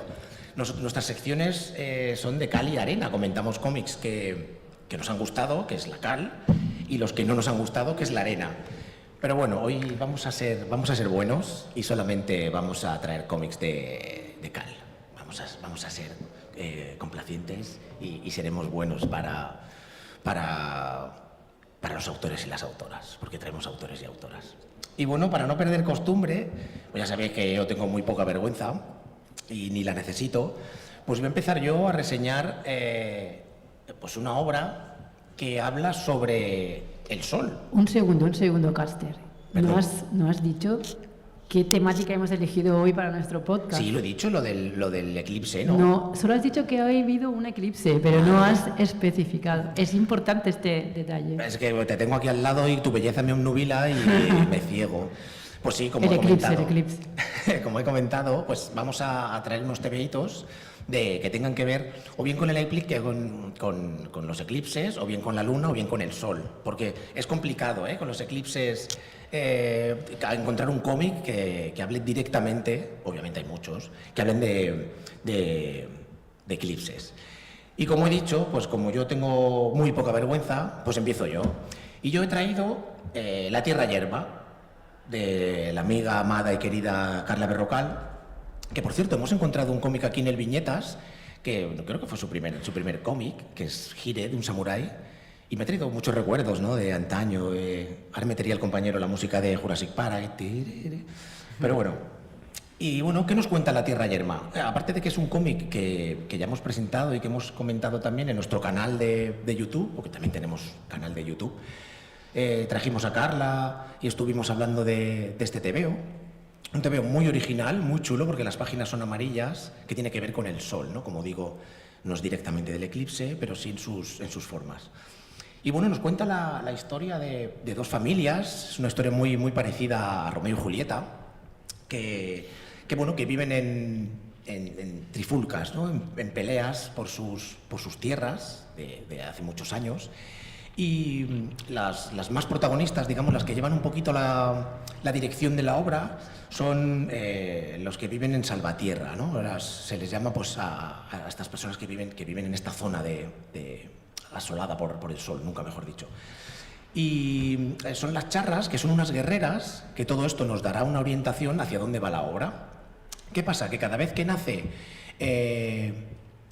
una de las niñas en esta tierra, se le hace una prueba para ver si es la futura salvadora o la futura rebelde que se encarga de luchar con unos personajes que aparecen cuando se va el sol. De ahí pues esta relación, ¿no? Veis que todo está relacionado, no hacemos puntadas sin hilo. Y estas charras se encargan de pelear contra los sellos, que quieren hacerse con el poder, quieren destruir a toda esta zona y a todas estas luchadoras para hacerse con el poder y para dominar todo este terreno, ¿no? Hay un poquito de mensaje, como podéis ver, un poquito la idea, ¿no?, de lo que estoy comentando. Pero ¿qué pasa? Que la trama central también es Leonor de Salvatierra, que es esta chica que nace y que será la futura salvadora del lugar, con Isabel, que es la hija de la otra, de los contrincantes, digamos, ¿no?, de allí. Y es un amor prohibido porque no se pueden enamorar dos personas, ya que sean dos, no porque sean chicas, no va por ahí, sino que sean dos personas rivales, como he dicho, la referencia a Romeo y Julieta. ¿Y qué pasa? Que el sol juega mucho, porque de ahí lo de las páginas amarillas, juega muy bien con este ambiente, ¿no?, con este ambiente de injusticia, con este ambiente de dolor, ¿no?, de amor prohibido. Un sol de justicia, nunca mejor dicho. Y bueno, pues ellas tratarán de mantener este amor en secreto, pero ¿qué pasa? Que cuando llega una oscuridad y llega estos silencios, aparecen los sellos y deberán luchar deberán unirse al final, pues para que no se hagan con el poder y al final perdure tanto la vida de ellos como también su amor, ¿no?, entre ellas. Y al final, pues eso es un poco, no contaré mucho, obviamente, porque lo que quiero es que lo leáis, pero habrá sacrificios, habrá mucha unión, habrá mucho amor, amistad, sobre todo, y una lucha final de estas charras contra los sellos. Bueno, y ahí lo dejo porque no quiero contar mucho más, que me estoy explayando y madre mía, cómo me enrollo aquí. Me están mirando los compañeros, cállate ya, pesado. Y bueno, pues aquí he traído yo mi obra de cal. Ya sabéis que yo soy más fan de traer arena, me gusta dar un poco de caña, me gusta más tralla. Pero bueno, hoy seré bueno y traigo una obrita de la amiga Carla Berrocal, que es un pedazo de tebeo. Bueno, Miss, creo que te animas tú a traer... No, le paso el testigo, ¿le pasas el testigo a Marcos? Venga. A mí siempre me dejáis la última, así que vamos a seguir la tradición. Sí, pues venga, vale. Perfecto. Sí, pero luego no digas que por mi culpa, lo has elegido tú. Estáis de testigos. Eso. Bueno, pues yo como gallego y coruñés que soy, he encontrado un reto en esto, porque quería traer un cómic relacionado con el eclipse, ya que la temática de todo esto es el eclipse, de un autor gallego, en gallego, publicado por una editorial gallega y encima de biblioteca. Me lo he puesto difícil, pero he traído O Lume, de David Rubín, que es una edición en español que se llama El Fuego. Tebeazo. Aquí solo hablamos de eso. Por supuesto. Pero sí, me he decidido por este cómic. ¿Por qué me he decidido por este cómic? Habla sobre un tema que a mí me encanta, que es el fracaso. Y no el fracaso embellecido de resurgir del fracaso, no. Habla del... Es un cómic en el que el protagonista es un arquitecto que es el número 1, es el crack. ¿Qué pasa?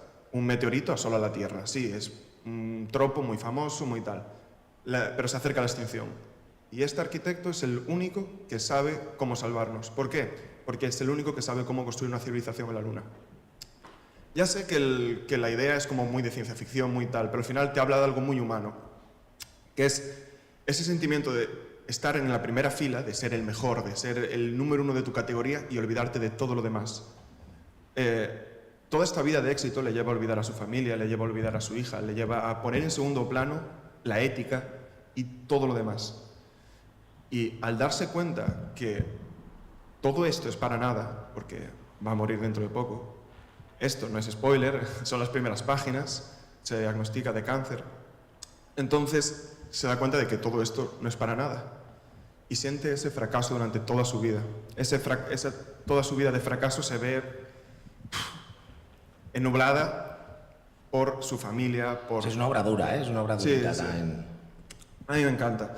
Y el tema, ¿por qué lo relaciono con el eclipse? Lo relaciono con el eclipse por el tema de mirar al cielo, ver algo que no todo el mundo acaba de entender, hay preparativos, hay toda una movilización de cosas.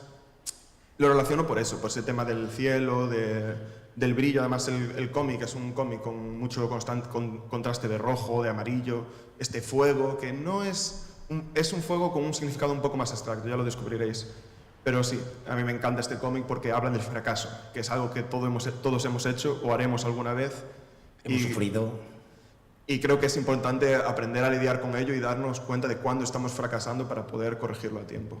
Así que a mí es un cómic que me parece muy chulo para traer en este programa. Además, ya digo, publicado por Demo Editorial, en gallego, por David Rubín. El título es Olume, y aquí tengo el ejemplar, que es de la biblioteca. Sí, siempre ya sabéis que traemos los ejemplares aquí, los tenemos a mano, sobre todo mis croquetes. Sí, y creo que es importante reivindicar la labor que están haciendo las bibliotecas. Sí. Y hoy en día, si quieres leer, tienes medios. Sí, además, como hemos comentado antes, es una obra que tiene una narrativa muy, muy buena, tiene unas paginazas, hace un trabajo de David Rubin muy, muy bueno. Y la verdad que a mí me gustó mucho también, una edición muy grande, una edición más de formato europeo, o incluso un poquito más, bastante gordito, o sea que hay lectura. Bueno, Miss Croquet, ¿qué nos traes tú? ¿Qué comentas? Venga, yo voy a por mi eclipse. No era fácil, como tú has dicho, elegir cómics sobre eclipses, que seguramente los haya, pero yo os he elegido un eclipse, me complica un poquillo más la vida. Como siempre. Y he cogido un eclipse no literal, sino un poquito más metafórico.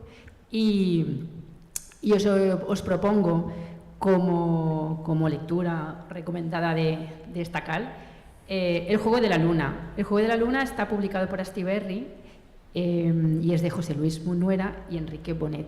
¿Por qué he elegido este juego de la luna? Porque tiene como protagonista a Artemisa, que creo que ya el nombre ya... Da pistas. Sí, es un nombre muy bien escogido por la figura mitológica que un poquito nos lleva hacia la luna. Y el juego de la luna cuenta la historia de esta Artemisa, que tiene un hermanito, y está fascinada y obsesionada por la luna. Y todo empieza con un inocente, aparentemente, juego en el que uno de los personajes propone un juego a la luz de la luna, encontrar una luna muy, muy concreta, que es una especie de colgantito en forma de luna, y en la que todos los niños de Aldea, que Aldea es el pueblo en el que se ubica esta historia, es un pueblo de ficción, no es un pueblo o una aldea real, que se llama precisamente Aldea, que, mira, fijaros que estando aquí un poco, aquí en Galicia, ¿no?, en esta tierra, pues a mí como que no es una historia que suceda en Galicia, pero sí que puede recordar un poquito, ¿no?, estos pueblos de estas tierras tan mágicas, y un poquito pues esa ambientación de misterio y de clima pues mágico, ¿no? Es el que un poquito representa el de ella. A mí me ha recordado mucho a esta tierra que es Galicia, y no me quiero enrollar más en ese sentido, y voy a explicaros, ¿no? Pues este aparente juego un poco inocente en el que los niños de aldea participan, también participa la protagonista, que es Artemisa, y su hermano, y a raíz de este aparente e inocente juego, pues sucede una tragedia en el que, aquí aparece mi eclipse metafórico, en el que esta tragedia eclipsa, ¿no? O sea, lo que sería esa fascinación y esa obsesión que tiene Artemisa hacia la luna, ¿no? Hay esta tragedia ay, no me sale la palabra, no, ¿cómo se dice? No sé a qué te refieres. ¡Ay! No. Jolín. ¿Oscurecida? No, que pone entre medias. ¿Cómo se dice eso? ¿Eclipsado? Eclipsar, sí, pero un obstáculo. Obstaculizar. Obstaculizar. Que no me salía, madre mía. Es que... Bueno, total, que la cosa es que la tragedia sucede que aleja a Artemisa, crea este eclipse metafórico hacia la luna. Durante unos años ella se encierra en su mundo, no quiere saber nada del mundo, y ahí es donde yo os meto este eclipse, en el que ella no quiere saber más. De hecho, esa luna a la que tanto admiraba y amaba, pues se le convierte para ella en un monstruo, ¿no? Y entonces tienen que suceder varios años para que ella vuelva a mirar a la luna como lo que es esa admiración que ella tenía. Y entonces ahí es donde, pues eso, ahí es donde va mi eclipse metafórico. Pues un cómic muy, muy chulo, la verdad. La verdad es que el dibujo es maravilloso, es que a mí Munuera me encanta. Bueno, la narrativa que os voy a contar es increíble. Sí, creo hemos que traído maestros narrativos hoy en las obras, o sea que, sí. Oye, mira, se han juntado varias cosas. Creo que además es un cómic que está dibujado en blanco y negro, como unas pinceladas así muy de acuarela, sí, en blanco y negro. Unas tonalidades de grises muy, muy chulas. Y bueno, pues es Munuera, muy Munuera. Tengo que decir que esta historia, este cómic, ganó el premio en Expo Comic en el año 2009 y también en Angoulême tuvo una nominación en Angoulême del 2010. Sí, una obra que ha pasado muy desapercibida, que se habla muy poco. Tristemente, pues como ya sabéis, ¿no? Nosotros reivindicamos un poquito estas obras que se hablan y se recomiendan cuando salen de novedad y acaban en el limbo. Pues no, nosotros no queremos ser divulgadores de ese estilo. Ya sabéis que nosotros no somos... sí, sale de novedad esto y se olvida, ¿no? Y caen en el cajón. Nosotros no somos así. Nosotros queremos que las obras perduren, se hablen de ellas, y no solamente cuando son novedad, sino también cuando están olvidadas y están dejadas de lado. Pues para eso estamos nosotros, para eso está Freakland, para recordarlas, aunque sea a veces para criticarlas también, porque bueno, no, pero poco es eso estamos. Lo que estamos hablando en cuanto a lo que es un eclipse, ¿eh? O sea, que la luz, los cómics siguen ahí, aunque a veces... ¡Jo, qué bien traído, qué bien he traído! Los cómics quedan eclipsados. A veces es un podcast de poesía también. Pero ahí está la cosa. Exacto. Bueno, pero pues mira, me has dejado la pelota botando, como se suele decir, porque vamos a debatir un poquito. Bueno, pero exacto, el cómic siempre está ahí. Vamos a debatir. Ya me está regañando Caster. Vamos a debatir un poquito. Porque yo quería decir. Vamos a debatir un poquito.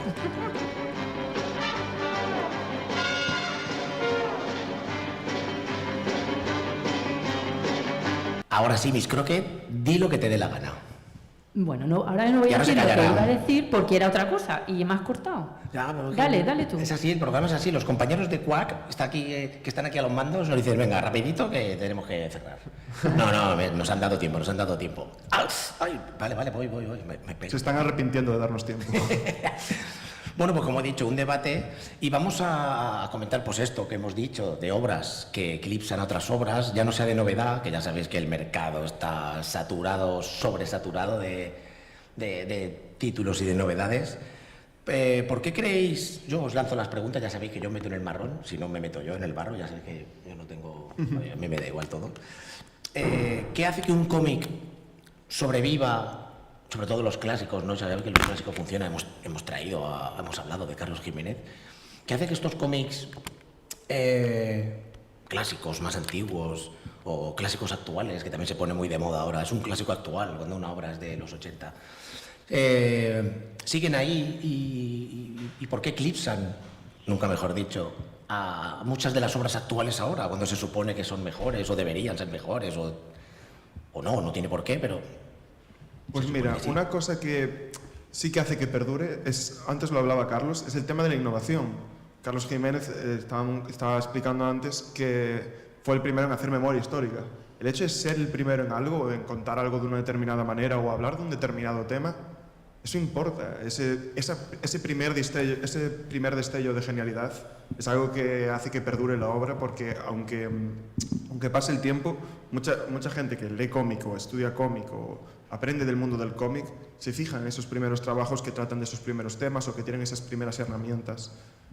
Y a mí me parece que la innovación es algo que hace que perdure mucho en el tiempo. ¿Y la temática?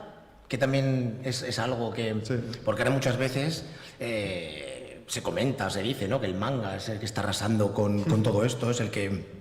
porque tiene otra manera de narrar, tiene otra estructura narrativa, tanto en el dibujo como en la forma, ¿no? Sobre todo con el dibujo, ¿no? Cómo estructuran los autores y las autoras japoneses, cómo estructuran un tebeo, ¿no? Eso, ¿cómo se consigue que un cómic de aquella época, ya no digo de los 80, 90, sino de los 60, 50, ¿no? Porque, por ejemplo, El Príncipe Valiente tiene muy poca narrativa, pero ahí está, ¿no? Sigue sobreviviendo y sigue perdurando en el tiempo, ¿no? ¿Qué hace que digas, que te eches a la mano y a los ojos un cómic de este tipo y uno actual y digas, ¿por qué triunfa uno, como es el manga que hemos dicho, actualidad, y triunfa menos el otro? A ver, para empezar, ser una obra sólida, es decir, no beber de los tropos y tener una determinada corriente, pero tener esa chispa, tener esa innovación. Si yo imagínate, todos los cómics que salen, pongamos que todos los cómics que salen ahora son de aventura con un personaje X y un personaje Y que se relacionan de una determinada forma. Y ese tropo es muy común. Pongamos manga, pongamos europeo, pongamos cualquier obra. Y yo como autor escribo más de lo mismo sin aportar nada más. Nada nuevo. Obviamente al lector le va a parecer, es mucho más olvidable porque hay muchas más obras iguales. Si yo cojo ese tropo y le doy una vuelta, ostras, de repente el lector se queda con que, mira, era igual, pero tenía algo distinto. Oye, tenía una chispita de eso. Sí, es lo que decimos, ¿no? Que en el cómic, hablamos de cómic aquí, seguramente en otros gremios también, ¿no? Pero en el mundo del cómic está todo inventado. O sea, que nadie va a inventarse nada nuevo porque está todo inventado. Que lo más importante es la forma y la manera, lo que estás diciendo tú, Marcos. Sí. La manera de cómo tú como autor o como autora des tu punto de vista, des algo, des una chispa, un cambio, un giro, un estilo, ¿no? Esta forma para que llame más la atención, ¿no? Pero como digo, la pregunta sí es cierto que ahí están los clásicos que perduran más, ¿no? Sobre todo por esto, ¿no? Yo creo que muchos innovaron, contaron cosas diferentes a su manera, abrieron mucho mercado, por suerte, mucha variedad y mucho tebeo, como estamos diciendo que hay mucho tebeo bien hecho, ojo, que no queremos decir que haya todo lo que hay ahora sea malo. No es todo, pero casi todo sí que es malo, sobre todo en el mundo del superhéroe, es terriblemente malo. Esto lo digo yo. Pero bueno, hay cosas buenas, obviamente. Pero sí es cierto que este tipo de maneras y de formas, Carlos Jiménez es un claro ejemplo de cómo está ahí, ¿no? Pero tú estás planteando entonces que los clásicos son los que eclipsan a los actuales. No puede darse el caso también del revés. Yo creo que hay muchas obras actuales que pueden eclipsar. ¿No lo creéis que...? No. Yo creo que que autores actuales que seguramente en el futuro se conviertan en un clásico, ¿no? No. Pero que actualmente pueden eclipsar alguna... Mira, me deja votando porque podéis escuchar Freakland, tenemos un programa que habla sobre eso, de autores y autoras de Flor de un Día. No se va a hablar, no va a haber autores que dentro de 50 años, Jed McKay, no sé, es el primero que se me ha ocurrido, pero muchos de esos autores españoles, autores de cómic que están ahora, dentro de 50 años no se va a acordar absolutamente nadie. Bueno, estás hablando de los de superhéroes, pero... No, en general. En general, o sea, autores actuales no van a hablarse de ellos. ¿Que van a perdurar tantos años? ¿De 50 años? No. ¿No lo crees? No. Pero es que estamos teniendo en plan... Yo creo que no es que vayan a eclipsar a los antiguos, eso nunca va a pasar, sino que van a encontrar su sitio. Ahí es donde yo iba. Eso sí. Que la luz, Exacto. o sea, realmente el cómic siempre está ahí. Hay momentos que no me vuelve a salir la palabra otra vez. Obviamente. No, que hay obstáculos que se tapan momentáneamente, pero siempre está ahí al final. Sí, claro que van a estar ahí. Hablando, pues quiere decir que a autores actuales, dentro de 50 años, serán también grandes clásicos. No. Nunca se sabe, nunca se Yo sabe. no estoy de Yo acuerdo. lo digo categóricamente, no. ¿Por qué? Porque dentro de, igual que se está hablando ahora de hace 80 años, de autores de hace 80 años, dentro de 100 años se seguirán hablando de esos autores y en vez de hace 100 años serán 120. Y se seguirán hablando de Carlos Jiménez, de Alfonso Azpiri. Pero entonces estás poniendo una fecha concreta para de Alan Moore, definir un clásico. Se hablarán de esos, se seguirá hablando de esos y no se hablará de Jed McKay o de Kit Toussaint, por ejemplo, por cierto, un europeo, que es un autor muy bueno, es un guionista muy bueno, que colabora con José Luis Munuera, pero dentro de 50 años nadie se va a acordar de Kit Toussaint y se va a acordar de Carlos Jiménez. Nadie puede predecir el futuro, nunca se sabe. Yo sí. Bueno, es Y tu otra cosa futuro. no sé, pero de TVOs sé mucho. Bueno, dentro de 50 años te volveré a hacer la misma pregunta. Y ya desde aquí lo digo categóricamente. Dentro de 50 años tenemos que volver a venir al Viñetas. Eso, volveremos al Viñetas y y volveremos veremos. a hablar del mismo tema. Tendré A ver razón. los clásicos, si se han eclipsado Desde o 50 no. años sí, me están esperando en la puerta ya para matar. Estoy Pues viendo si ahí tú- una turba de gente tú eres inmortal. gritando mi nombre. Eres inmortal. No, a ver, estamos un poco exagerando, pero yo lo digo completa y absolutamente en serio. Dentro de 50 años más se seguirá hablando de Carlos Jiménez, se seguirá hablando de Alan Moore, se seguirá hablando de estos autores que han marcado una época. ¿Y de Munuera? No. Yo creo que sí. Nunca se sabe, nunca se sabe. Yo creo que sí. El Yo sí. futuro es incierto. Bueno, a ver, ya sabéis que nosotros ponemos un poco de chispa. Sí. Pues yo soy un poco polémico, ya sabéis que me gusta mucho la polémica. Y es lo que da un poco de la chispa. Cada uno encuentra su lugar con el tiempo. Y bueno, pues nos toca ya ir despidiéndonos. Nos toca ir... Yo me gustaría lanzar una pregunta, creo que nos contestarán cuando subamos este programa a iVoox, que lo subiremos nos lo pasarán los compañeros de Quad y lo podremos subir a nuestro canal, ahí a Freakland. Sí, tú dales trabajo. Me gustaría eso, que contestasen, lanzo una pregunta aquí al aire, a las ondas, para todos aquellos y aquellas que nos escuchan, pues que nos comenten también, ¿no? Que nos digan, nos dejen en comentarios y así podemos interactuar un poco con ellos y con ellas. También le podemos preguntar al público que tenemos presente aquí en Sí, el tenemos Viñetas. público presente, pero claro, luego cuando lo subamos al iVoox va a quedar, un poco raro. No, le preguntamos, lo dicen y tú lo dices. Venga, pues podemos, el micro. podemos pasar aquí. Pásale hacemos la pregunta. Aquí podcast verite. Podemos hacer un podcast verite. Venga, pues lanzo la pregunta. Lanzamos y la si pregunta. se anima algún compañero Al que está por público. aquí, pues ya que estamos hablando del eclipse, ¿no? Y de Carlos Jiménez, hemos hablado de estos dos temas esenciales, ¿no? Para esta semana del Viñetas desde el Atlántico. Pues eso, que nos recomienden un cómic de Carlos Jiménez y que nos recomienden un cómic del eclipse, o que tenga que ver con el eclipse o algo similar como hemos traído nosotros, ¿no? Con la luna, con el sol. ¿Y qué opinan sobre la pregunta del debate? ¿O qué opinan también sobre la pregunta del debate, si creen que perdurarán? Venga, ¿quién se anima? ¿Alguien se anima a subir aquí a contarnos algo? ¿No? ¿Alguna recomendación? Yo puedo. Hola, ¿qué tal? Soy Pepito y... Tú, Daniel Caster, eres un gilipollas que... No sé, no me salen voces. Yo no sé. os voy a decir que aparte del Juego de la Luna, que me parece que era perfecto para el programa de hoy, tuve dudas y estuve pensando sobre otro, que si queréis pues os lo comento, pero sin entrar en detalles. Sí, dale. La Medusa y Perseo, publicado por Tengu. Ay, qué bueno.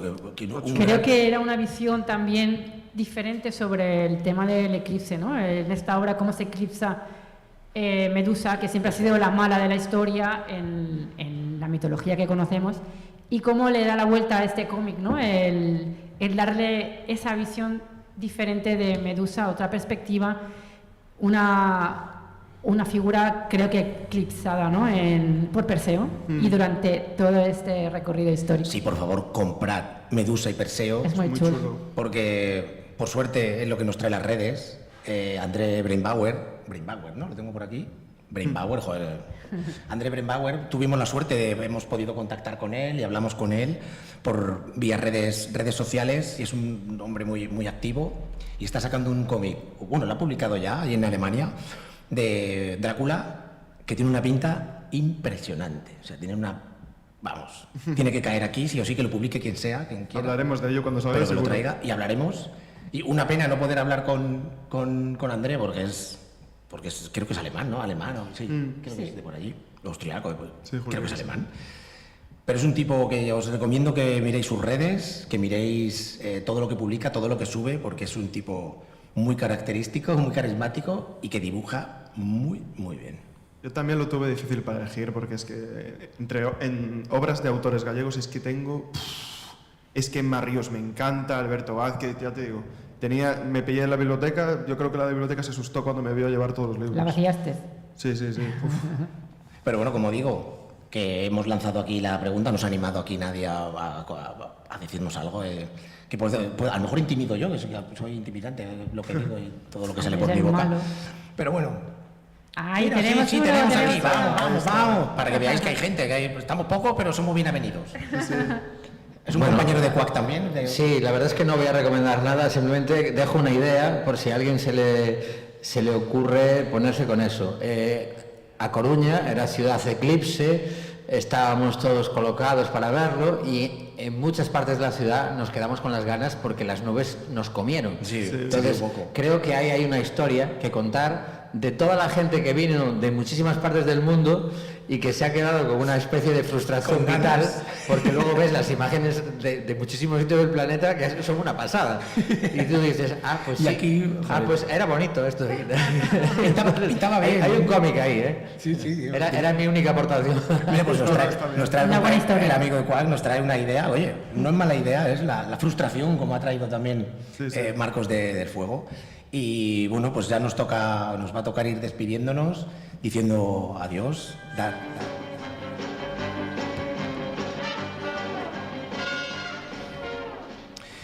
Bueno, para que veáis, ha venido el compañero, para que veáis que había gente aquí con nosotros, estamos bien acompañados. Y nada, pues dar las gracias de nuevo a Quack FM por darnos aquí el audio, el sonido y aguantarnos un poquito en mis giros de cabeza, que se escuchan menos, se cura poco, la costumbre. Miss Crockett me ha regañado un par de veces. regañaba y se Me ha dicho que soy idiota. Bueno, no me lo ha dicho, me lo ha escrito. Y entre comillas. Dar gracias Puede que tenga razón. Puede que la tenga. Gracias eso de nuevo a Manel Cráneo por invitarnos aquí a darnos la posibilidad de hacer el podcast. Y sobre todo, pues aquí a las dos patas de la mesa, a Marcos y a Miss Crockett. Muchas gracias, Miss Crockett. Graciñas. Y gracias, Marcos. Muchas gracias. Y bueno, pues yo soy Daniel Caster y esto ha sido Freakland.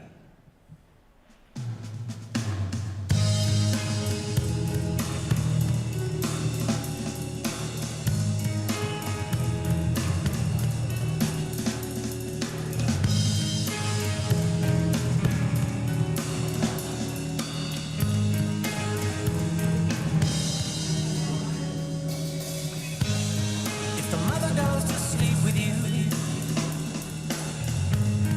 will you run and tell her all done? If the mother bears your children without tears, without the usual cost of labor, if the mother goes to bed with you, will you run and tell the neighbor?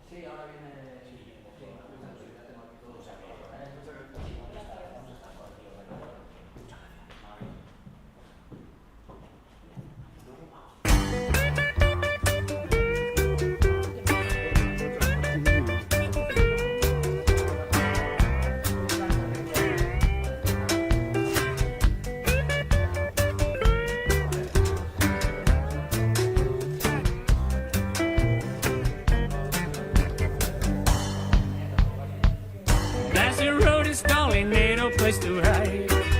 That's the road is calling out of a ride. Yeah, brace step, I'll take it now. There's a tearing tide.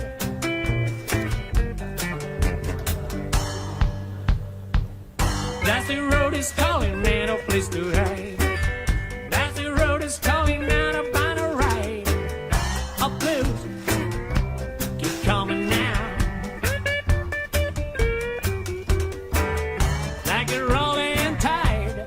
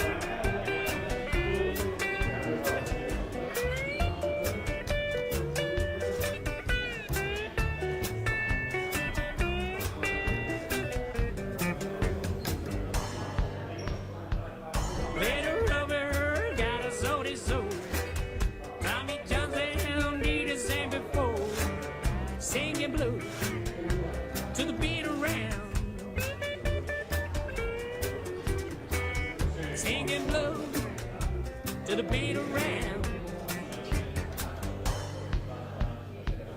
Greatest story, but it's not the truth. Get a story to sell a bunch of booze. Got to study for years and years. Got to study for years and years.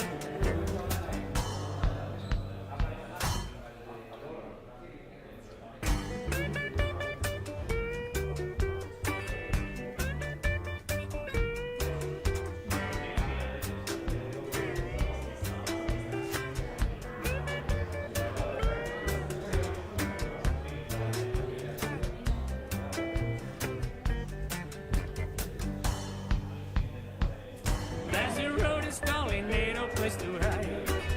That's the road is calling, not a final ride. Yeah, press step, I'll take it now. These are Terran's eyes.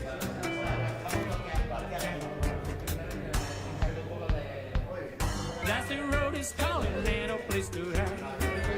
That's the road is calling, not a final ride. A blues keep coming now, like a rolling tide.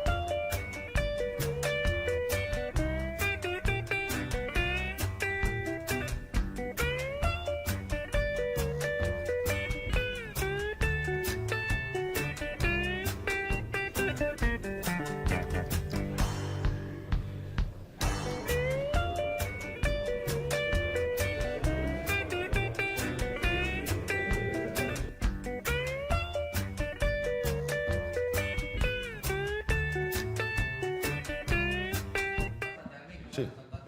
Houston. El ¿Me programa recibe? Los Micrófonos. Hola. La Coruña, Los Micrófonos. ¿Todo bien? ¿Se oye? ¿Sí? Cuando vayas a empezar, le das 2 golpes al micro. Vale. Para yo tener referencia. Ok. Y ya le das, ¿vale? Y no tenéis agua, ¿no? Bueno, ¿es la mía? Sí, Bueno, pues.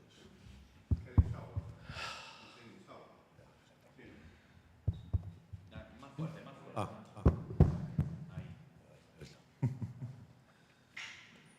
Bueno, ante todo, muchísimas gracias a los valientes que estáis aquí, haciéndonos compañía.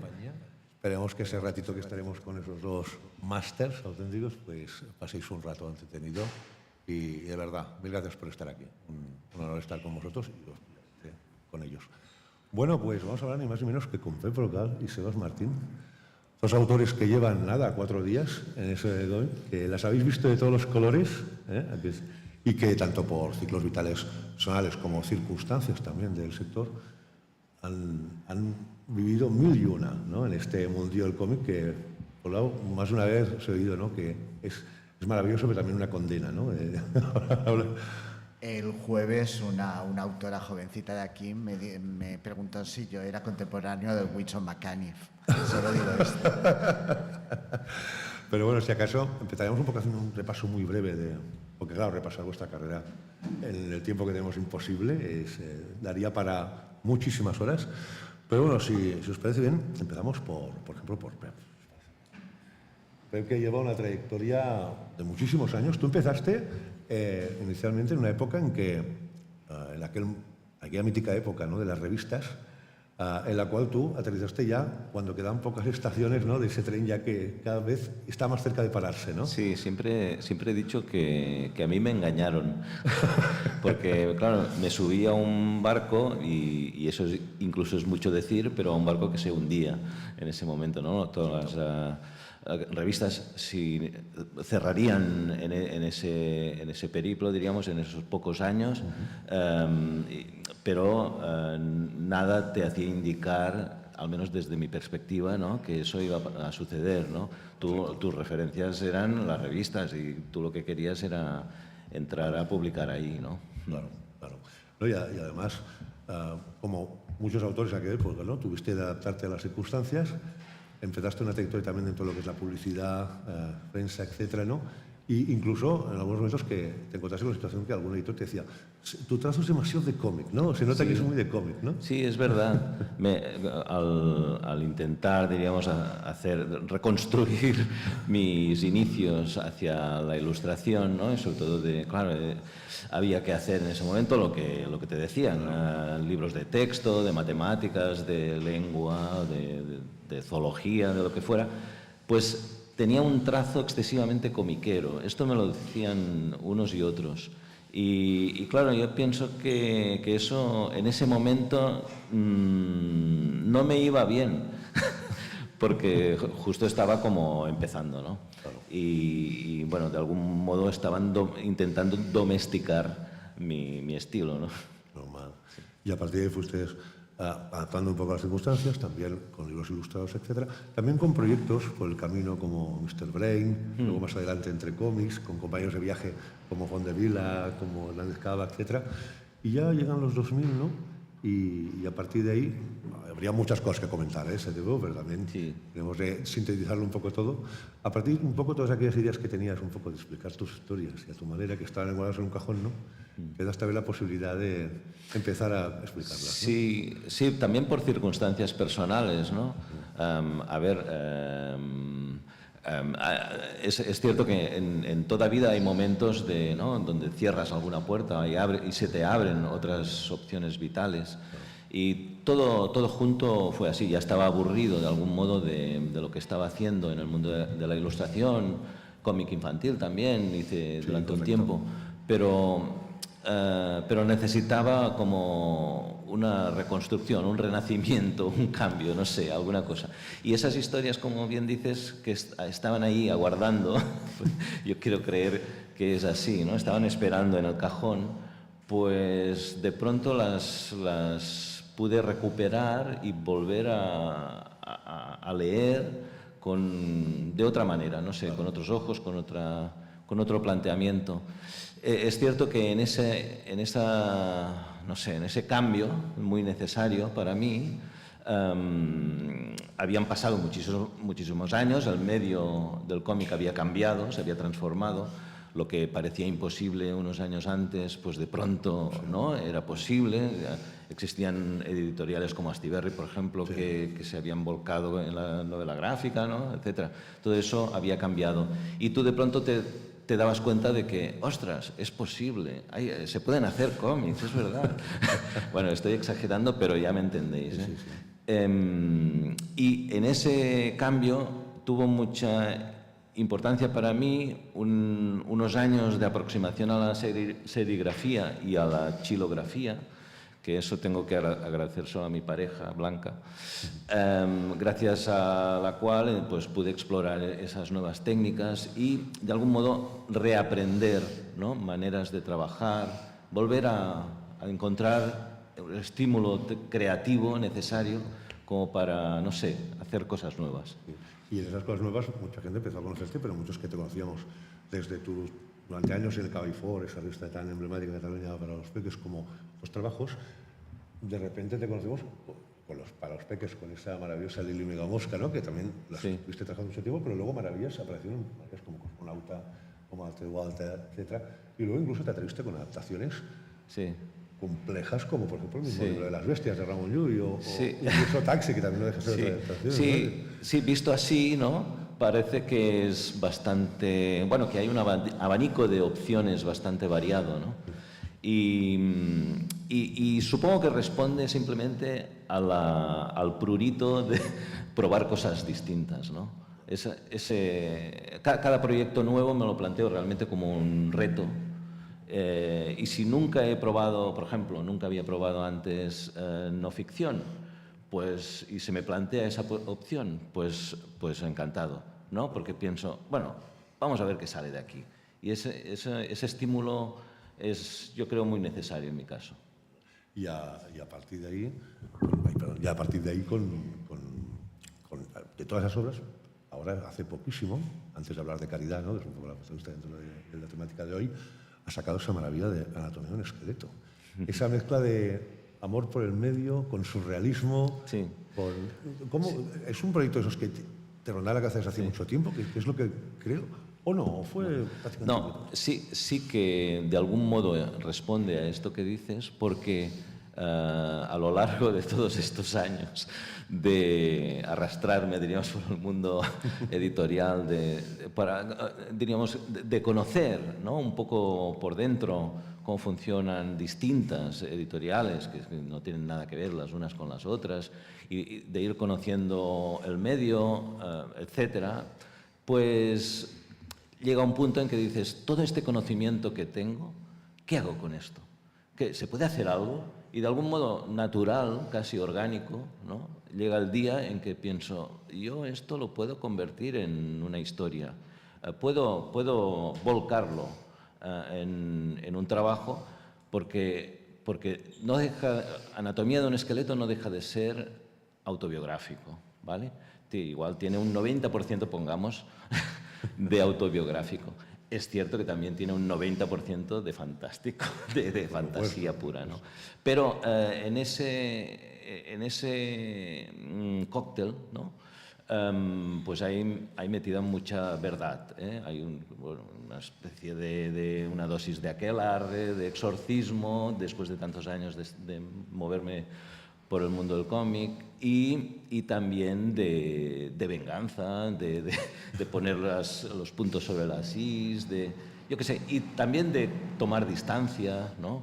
Porque en definitiva es la historia de un dibujante de cómic que muere en extrañas circunstancias, atropellado por un tren, justo antes de presentar su obra maestra, ¿no? Exacto, tiene que pactar con la muerte, volver a la vida para recuperar esa obra, ¿no? Que ha quedado ahí perdida, guardada en un cajón.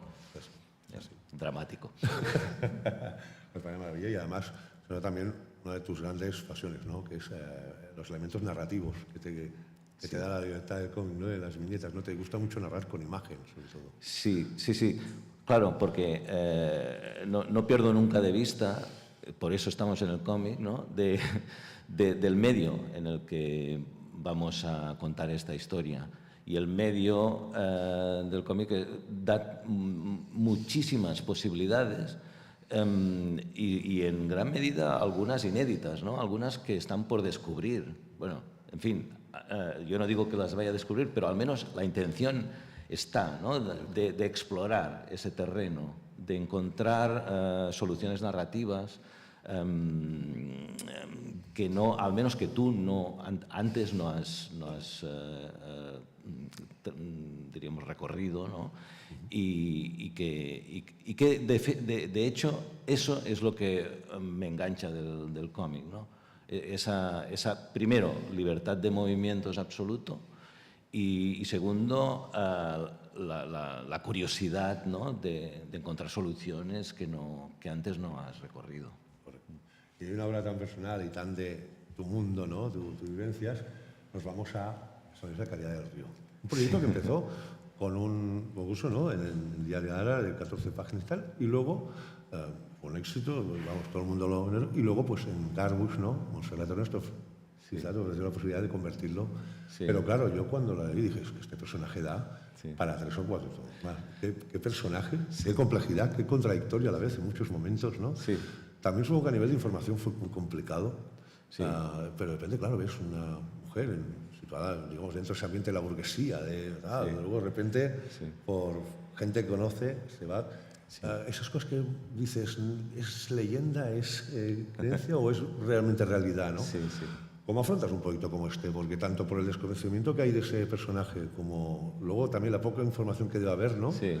Debería ser todo un desafío. Sí, porque claro, cuando yo digo, voy a embarcarme en un proyecto de no ficción, voy a contar la vida de esta persona, ¿no? de esta Caridad del Río, lo primero que tienes que hacer es leerte algunos libros, buscar la información que exista, buscar también fotos, ¿no? Intentar poner orden a todo eso, porque lo primero que me pasaba con Caridad es que no entendía cómo podía variar tanto, ¿no? Las fotos de juventud, luego cuando ya es, digamos, una señora burguesa con sus hijos, luego cuando se escapa con el aviador a Francia, cuando empieza a flirtear, diríamos, con el comunismo, etcétera. Toda esa mujer, o sea, no tiene nada que ver a lo largo de los años. Es 1000 mujeres en una.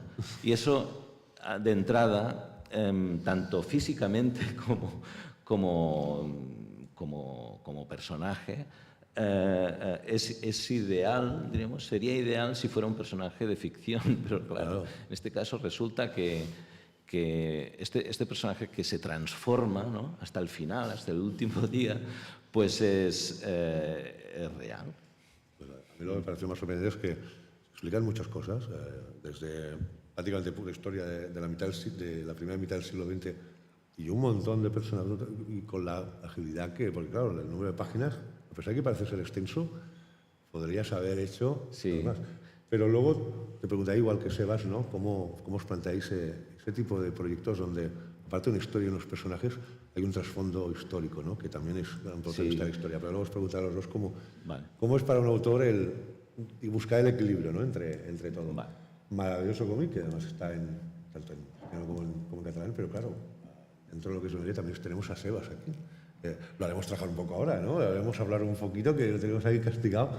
Sebas, también llevas toda la vida con ello, a pesar de que empezaste publicando algunas cositas de los 80 de manera más esporádica, ¿no?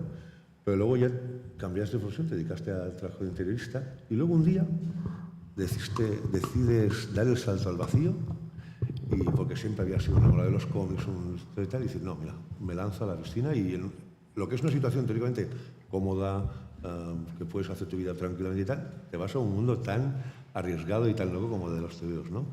Y siempre has dicho que nunca te has arrepentido de esa decisión.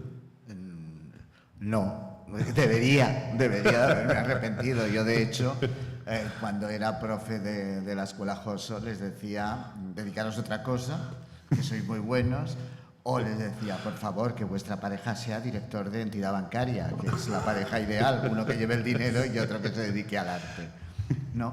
Y sí, de hecho, yo desde niño, cuando los críos en el cole le preguntaban qué quieres ser, y unos decían bombero, astronauta, explorador, yo quería ser dibujante de cómics, es que lo tenía clarísimo. Pasa que vengo de una familia que no tiene ningún contacto con el mundo cultural y artístico y no sabía por dónde tirar. Estaba estudiando en La Llocha, en la Escuela de Artes y Oficios, diseño gráfico, de lo que nunca he ejercido, pero me empezó a tener trabajo de interiorista, primero en una empresa interiorista de tiendas y luego en una de interiorista donde creo que les he hecho las cocinas y los baños a toda la burguesía catalana, porque era una tienda de Passeig de Gràcia. Eso en mis memorias lo explicaré porque tengo muchas intimidades, ¿no? Y hasta que un día me harté de las pititas y dije, es que no puedo más, es que yo tengo que dedicarme a lo mío. Y me tiré al vacío Y desde entonces, pues ya hace 30 años largos de eso. Correcto. O sea, Y de ir haciendo, porque además no solo el autor, también incluso en algunos momentos has atrevido a también el otro desafío que es el de editor jefe, porque fue la revista. Claro que sí. Pero que empezaste haciendo trabajos, digamos, de corte teórico, usuales, pero llegó un momento que tú pensabas que te iban, ya me acuerdo que un día lo comentaste, que ibas poniendo pues historias más de corte LGTBI, ¿no? Eran otros tiempos. Y un día te llamaron el editor y uy, ya está, ya me han pillado. Y al contrario, te dijeron, oye, ¿por qué no haces más historias de...? Sí, eso fue cuando aún combinaba con el trabajo de interiorista, que fue poco después cuando lo dejé. Yo trabajaba haciendo historias eróticas para una revista de baja calidad, te pagaban por historieta, y yo, como soy muy prolífico, pues hacía historias muy largas, y así cobraba más. Y yo iba poniendo como de secundarios, como con calzador, personajes gays. Y es eso lo que tú dices. Me llamó un día el editor y digo, me va a dar un cachetazo diciendo, oye, tío, que esto es para heteros. Y no me dijo, que he visto que pones personajes gays. Oye, pues empieza a hacer historias que sean totalmente gays. En ese caso eran porno. Sí, correcto. Dice, porque esto tiene un nicho, una salida. Dice, y vamos a hacerte un especial que solo sea de esto. Y yo creo que ese fue el gran pistoletazo de salida, que entonces me pasé del porno, a las historias de costumbres, donde también, que hay gente que me lo critica y hay gente que me lo agradece, en mis historias, como son historias cotidianas, en algunas páginas hay sexo explícito, porque en la vida hay sexo explícito.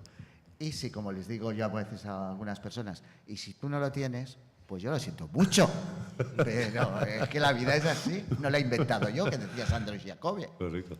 Y de ahí, creo, corrígeme si me equivoco, de un proyecto que salió en Sitges, de una historia, de unas páginas... Sí, historias de Sitges. Correcto. Que por cierto, Patrimoni de la Generalitat de Museos ha comprado esta historia y ahora está depositada en los museos de Sitges. Correcto.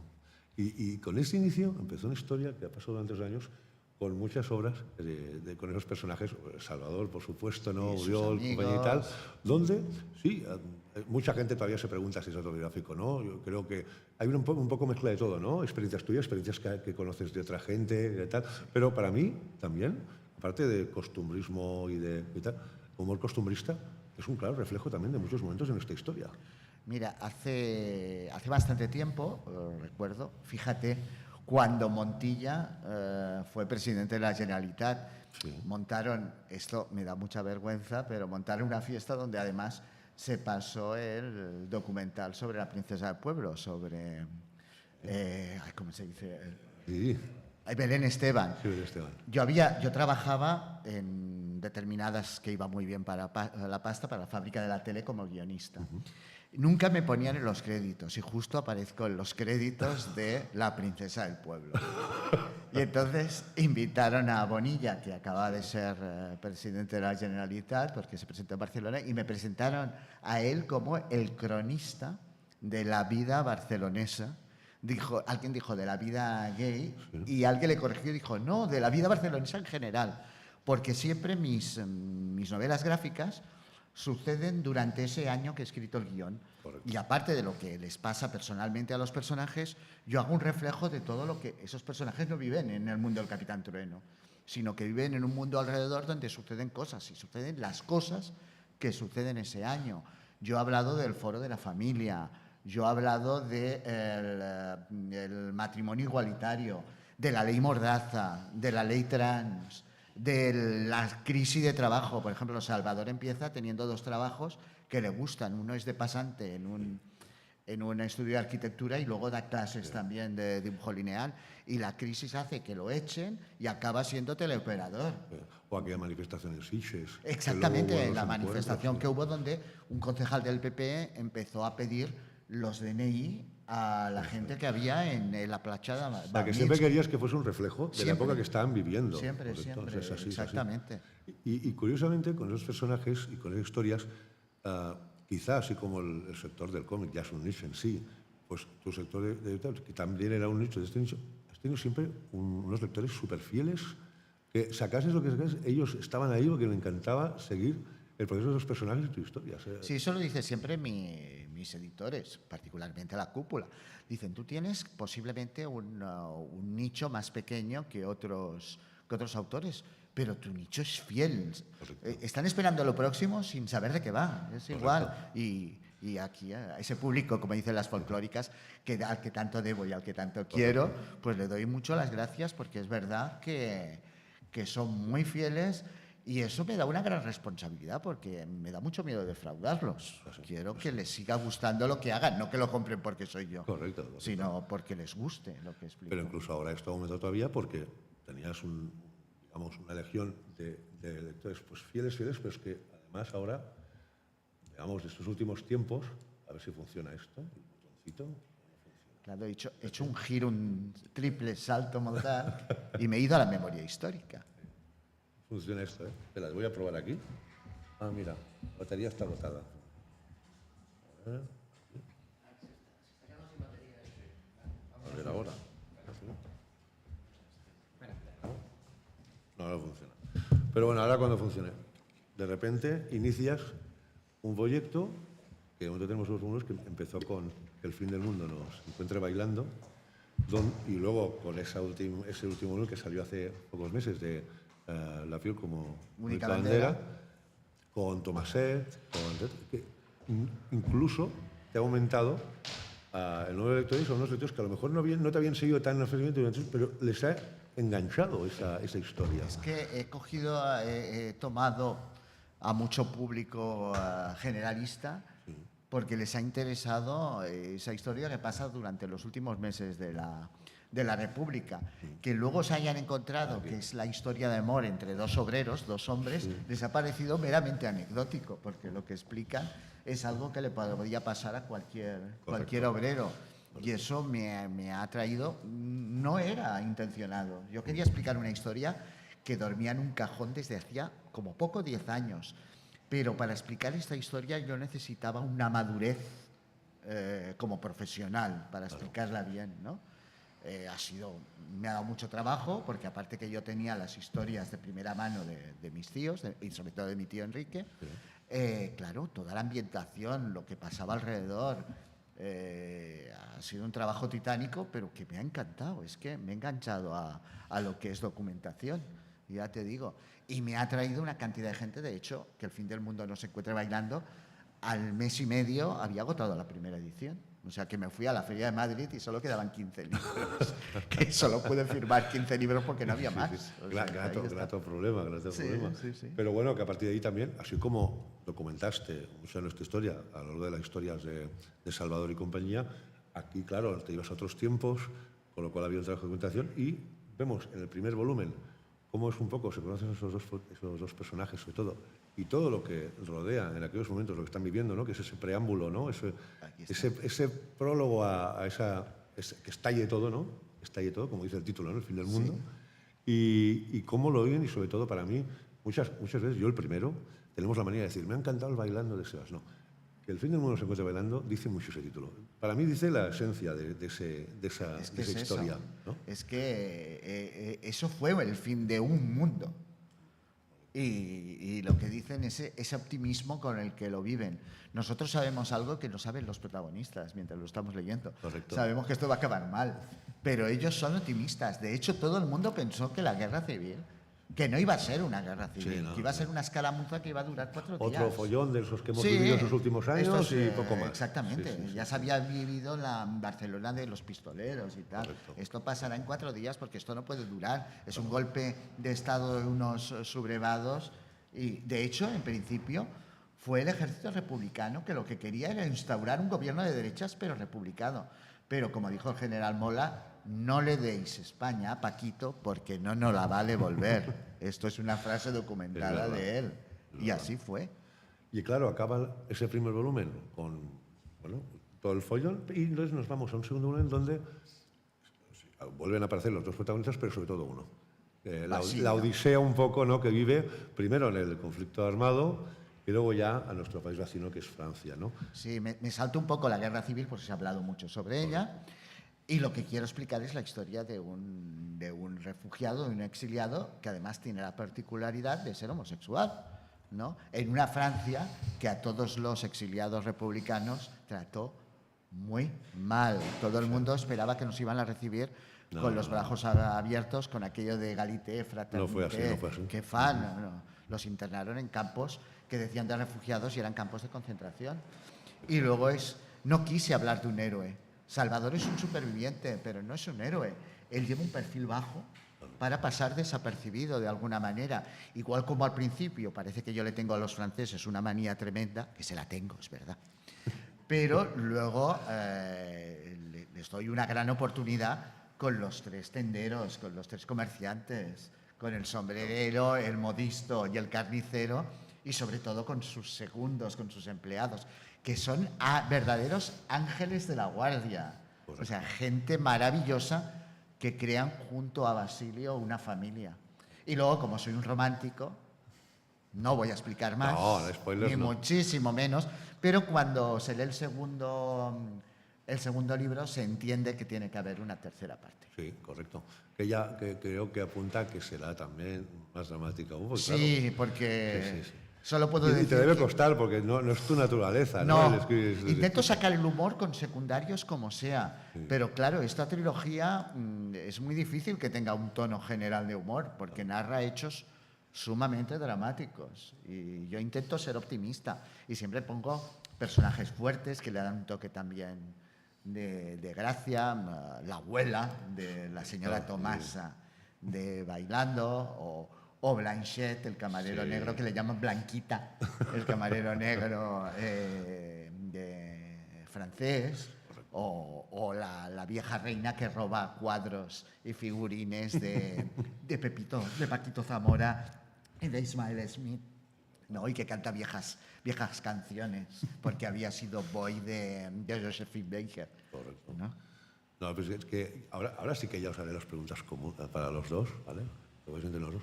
Claro, hemos hablado de un proyecto como el tuyo, de Caridad del Río, y un proyecto como el tuyo, ¿no? Que estamos esperando ya, antes de que salga también ese proyecto que luego hablaremos, así por encima, de esa tercera y última parte.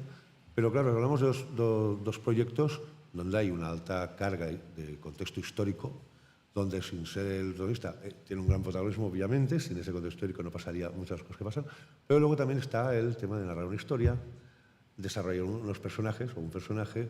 ¿Cómo de difícil o de apasionante es el equilibrio de decir, bueno, tengo que dar el protagonismo o la importancia a ese contexto histórico y tal, pero el protagonismo tiene que ser ese personaje o de esos personajes? Es difícil encontrar ese equilibrio. Sale bastante automático, es un quebradero de cabeza absoluto. Claro, en esta primera aproximación a la no ficción que he hecho con Caridad, ya decía antes que tuve que hacer una inmersión histórica, ¿no? Leerme algunos libros, ver algunos documentales y tal, y bueno, informarme sobre el personaje y sobre la época, evidentemente, pero la época es todo el siglo XX. O sea que, y además los escenarios también en la historia van variando. O sea, aparece Moscú, París, Cuba, Barcelona, evidentemente. Bueno, en fin. O sea, ideal si te lo imaginas como una serie de televisión, ¿eh? Una cosa fantástica. Y luego, claro, de todo ese compendio, ¿no?, de documentación que te queda aquí en la cabeza, y encima de la mesa, repartido en bocetos y en apuntes y tal, pues claro, todo no cabe, porque lo que tiene que primar es la historia, la aventura, tal como yo lo concibo. O sea, aunque no cuentes ninguna mentira en el libro, es cierto que siempre priorizo que la historia avance como una aventura, ¿vale? Así de fácil. Entonces hay determinados aspectos históricos esenciales y fundamentales para entender qué pasaba y qué pasó, que igual se quedan fuera, porque no caben, porque no puedes apabullar al lector tampoco, o llenarlo de una información que en el fondo, si la quiere, la puede conseguir yéndola a buscar expresamente a posteriori, etcétera, puede seguir, ¿no? Si consigues encender esa llama en el lector, pues bueno, luego él puede hacer también su propio recorrido, ¿no? Sí, yo pensé exactamente lo mismo, porque empiezas a buscar información y es una luz de información y tienes que hacer un gran trabajo de síntesis. Pues dices, ostras, aquí hay mucho que tirar, pero esto no puede caber en la historia, tengo que centrarme en el personaje. Y eso es algo que la crítica, vamos a decirlo así, lo ha dicho tanto de la primera parte como de la segunda, que el ambiente no se come a la historia, que era algo que tenía mucho miedo de que pudiera pasar. Pero hay un momento que piensas, oye, si quieren saber algo más, que lo busquen en la Wikipedia. No, que esto no es un libro histórico, es un libro de unos personajes que pasan un contexto histórico. Pero sí que es verdad que hay que sacar mucho el grano de la paja y decir, bueno, pasaban más cosas alrededor, pero es que yo no las puedo explicar. Y seguro que los personajes tampoco nos enteraron de todo. Ahora tenemos una verdadera alud de información, tenemos un empacho de información, pero entonces la información era muy sesgada. Correcto. Lo que llegaba era la gente que leía periódicos. De hecho, Basilio, en la primera parte, en Bailando, no sabe leer. Le lee, el compañero del camión le lee cada día la prensa, porque es un hombre que quiere estar informado. Y con Tomás empieza a aprender a leer. Y en la segunda parte explica que durante las escuelas de la retaguardia de la República, y eso es cierto, enseñaron a leer y a escribir a muchos soldados o voluntarios que eran analfabetos. Y allá aprende a leer y a escribir y se da cuenta que es algo que le gusta. Y en el campo de refugiados de Argelès-sur-Mer, una compañera le enseña además francés, a leer, escribir y hablar francés. Y es un tío que aparte de tener músculo, parece que es inteligente, pasa que no ha tenido ocasión de desarrollar esa inteligencia. Pero claro, no puedo explicar todo lo que pasa. No, claro, claro. No hablo más allá ni de la ocupación de París ni tal, porque él no estaba allí, estaba en otro lugar. Aún así, a pesar de ello, el cómic, una de las maravillas que tiene es que es un elemento sobre todo muy gráfico. Y igualmente tenéis que pasar por un peaje, que es no solo la documentación que a nivel de historia, sino la documentación gráfica. Aquel uniforme, o aquella vestimenta, o aquel edificio que está en el fondo. Sí. Que también, sobre todo, muchas veces lo mejor es no obsesionarse con... Pero es algo que disfrutáis de decir, mira, durante esta obra estoy... O llega un momento que a las X páginas ya... Pues, ¿cómo era aquella camisa? ¿Cómo era aquel...? No, realmente pasa una cosa, y es que aunque tienes que documentarte, evidentemente, porque esos hechos sucedieron, no sé, pongamos, en el año 23, y en el año 23 pues los coches que paseaban por Barcelona eran así, ¿no? Claro. Todo eso tiene que estar reflejado, pero tampoco creo que tenga que ser muy evidente. Yo creo que tiene que ser una atmósfera que está ahí de fondo. Correcto. Pero que incluso el lector pueda no ver, no percibirla de un modo muy intuitivo, si quieres, pero bueno, que forma parte del contexto en el que sucede la historia, esa aventura, ¿no? que sí que es lo importante. De hecho, Harold Foster buscaba a veces documentación de un candelabro y se tiraba días buscando, al final no lo veía nadie. O sea que está bien que hay una atmósfera general. Sí que es verdad que yo he tenido una gran suerte, sobre todo a nivel de vestuario y de ambientación, porque yo hablo de obreros y todo lo que aparece en las revistas de la época no era de obreros. Las revistas hablan de la moda, pero de la burguesía. Correcto. Entonces, ellos no los podía vestir así, pero tengo una gran suerte. Soy el depositario de todas las fotografías de mi familia desde el 1912. Porque, no por nada, porque yo nací en casa de mi abuela, que era quien las tenía todas, y ningún primo, es que yo creo que no saben ni que existe, nadie me las ha pedido nunca. Y yo tengo allí, puedo hacer una historia de los años 20, de los años 30, de los años 40, de los años 50, 60, 70, porque lo tengo todo en grandes cajas y he tirado de eso, porque allí están esos barbacoas que salían a la montaña y tal, y es como iba vestido los obreros, porque mi familia es de un extracto muy humilde, y he tirado de allí, y me ha ido de fábula, me ha ido muy, muy bien. Y luego esta otra cosa que tenemos, si esta historia la hubiéramos hecho hace 30 años, no había internet, entonces había dibujantes, autores de cómic, que eran conocidos por el gran archivo que tenían de documentación. Ahora lo tiras todo de internet y te vas haciendo carpetitas para ese proyecto. Vas poniendo todo lo que necesitas, lo vas bajando de internet, lo pones, lo tienes allí guardado y vas tirando de ello. Eso es comodísimo. pero luego te encanta, empiezas a dibujar esos uniformes. Además, en la segunda parte salen nazis, que eran muy pulidos. Y te salen esos uniformes que además la estética nazi es muy gay. Seamos sinceros. Ahí está. Y a partir de ahí, claro, eso tú todavía estás haciéndola. Ese proyecto de 3 volúmenes, yo obras de todo tipo, personajes de todo tipo, pero estamos hablando sobre todo de obras basadas un poco en la memoria histórica, ¿no? ¿Creéis que ahora es más necesaria que nunca hacer obras con memoria histórica? ¿Tan necesaria como siempre? ¿Qué opináis a veces entonces que dicen, ay, otro cómic de la República, otro cómic de la Guerra Civil, otro cómic de la dictadura? Esto se decía antes, otra ¿Creéis película... que es más necesario que nunca? ¿Siempre ha sido necesario? Sí. ¿Cómo lo veis? Hombre, yo creo que sí. No sé si es más necesario que nunca. Probablemente, porque se ha perdido gran parte de la memoria. Cada uno de los protagonistas involuntarios de la historia de España, pues es una parte de esa historia que se ha ido. Y, digamos, y además es que durante muchísimo tiempo ha habido la voluntad expresa de que nadie contaba nada en casa, de eso no se habla, ¿no? Sí, correcto. Bueno, y eran casos excepcionales en los que sí que se hablaba, pero que también hay de todo. Pero hemos llegado a un punto en el que, primero, los protagonistas ya han desaparecido en gran medida. Eso seguro que ayuda. Luego te das cuenta de que, por un lado, hay curiosidad por saber qué pasaba y, por el otro, hay una gran transformación de lo que pasó, ¿no? Sí. Y entonces, claro, sí, desde este punto de vista existe esa necesidad, incluso diría saludable, diríamos, para sanear, diríamos, esa memoria, ¿no?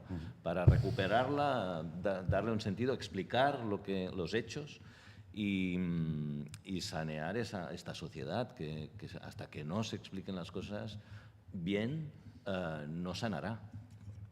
Yo que hablo de personajes también en esta memoria histórica del colectivo LGTBIQ+, lo primero es que quiero explicar al mismo colectivo y a esa gente que dice que esto es un invento moderno, que bueno, maricones han habido toda la vida. Toda la vida de Dios, que dicen las abuelas. Eso por un lado. Y luego cada vez que oigo a alguien que tiene menos de 30 años que dice eso, con Franco se vivía mejor, me voy rápidamente a casa a hacer guión, porque esto hay que explicárselo, lo mal que se vivía los que vivimos el tardío franquismo, lo mal que se vivía con Franco y las penurias que pasaron nuestros padres y nuestros abuelos durante la guerra y durante esa posguerra, que fue mucho peor que la guerra. Y que cuando te dices una chica pintada con minifalda, dices, iba a ir tú por la calle a las 3 de la mañana con minifalda en los tiempos de Franco. Sí. O sea, hay mucha...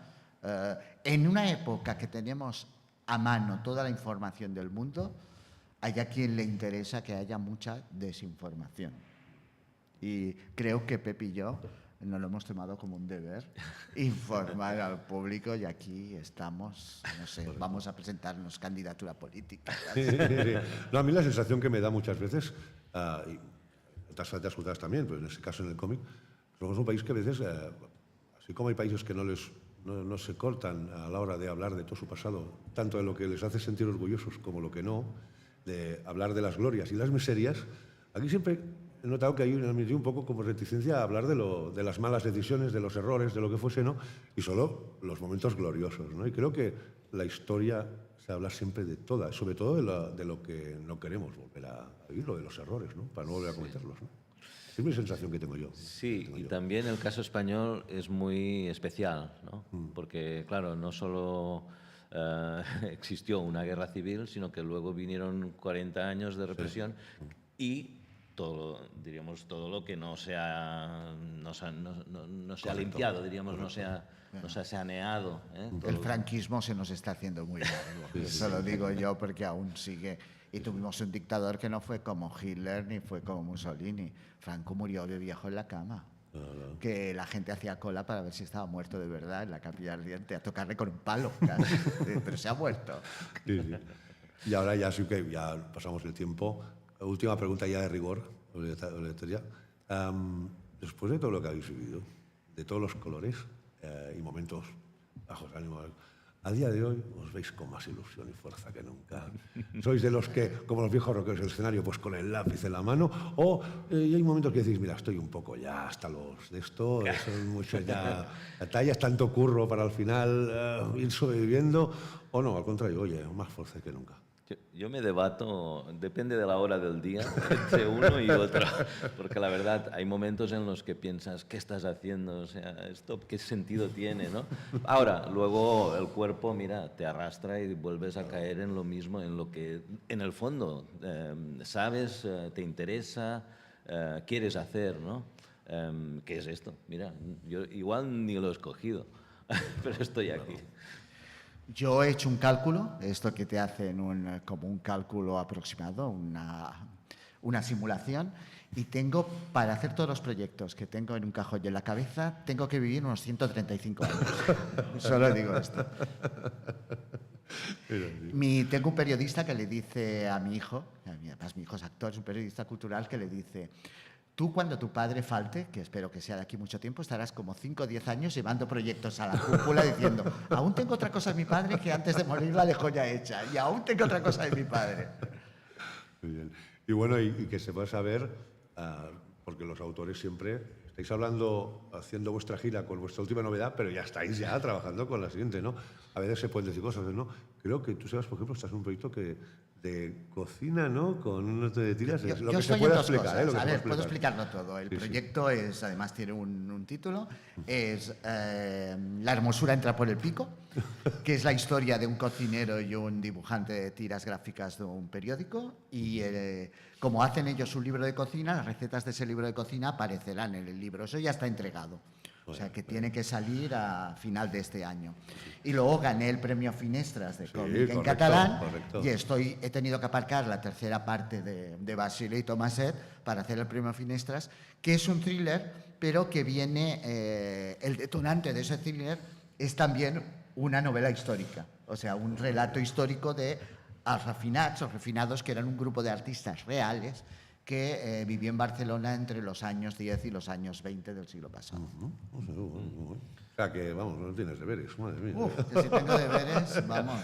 Y luego, lo que se puede decir, si no se puede decir nada, pero supongo que sí, que estarás embarcado ya. Bueno, en la tercera parte, pero es que ya tengo como 4 historias más en un cajón. Tengo una de veranos en Sitges, porque fue una localidad donde fue mucha gente del mundo cultural, y cada vez que voy a una visita comentada me aparecen nuevas ideas y tal. Yo no sabía que Buster Keaton tenía un matrimonio de conveniencia, que era gay y que iba con un actor mexicano que era su pareja de verdad, y las dos señoras se iban a hacer punto mientras ellos se iban de ligoteo. Bueno, ¿y tú, Pep, qué? ¿Cómo lo tienes? Yo, o sea, ya decía, o sea, llevo mucho tiempo mareando varias historias. De hecho, a veces se funden estas historias, a veces se vuelven a separar. Es como un proceso orgánico. Yo no tengo prisa, diríamos, en este sentido, porque sé que incluso a veces hay que dejar hacer ahí, ¿no? Que vaya macerando y intervenir poco, y que de alguna manera, bueno, cuando vuelves a retomar esos proyectos, pues cobran nueva forma y tal, y es un proceso, ya digo, muy curioso, pero en el que confío plenamente.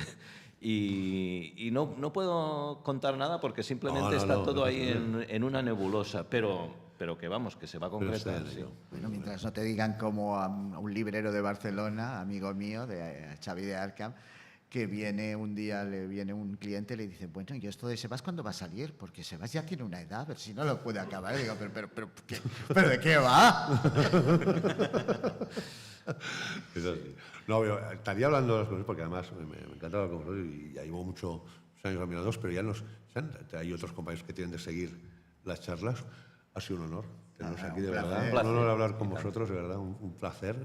Y sobre todo, mil gracias a vosotros por estar aquí haciéndonos compañía, de verdad. Gracias tanto a vosotros como a ellos, de verdad. Muchas gracias.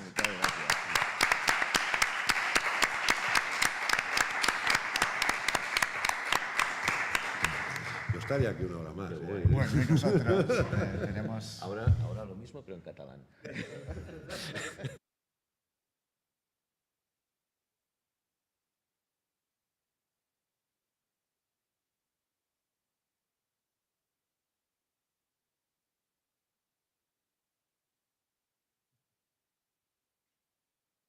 ante todo, muchísimas gracias a los valientes. Bueno, ante todo, muchísimas gracias a los valientes que estáis aquí.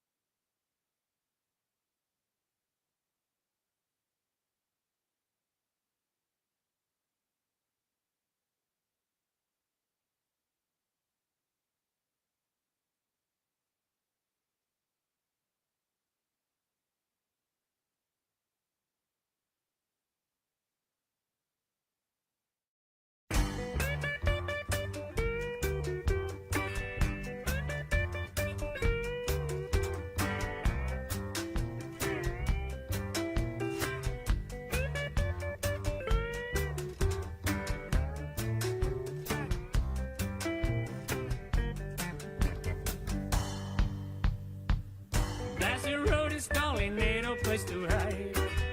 Dusty road is calling, out of on a ride.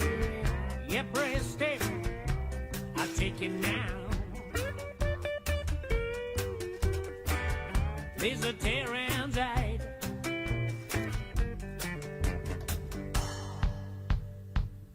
Dusty road is calling, ain't no place to hide.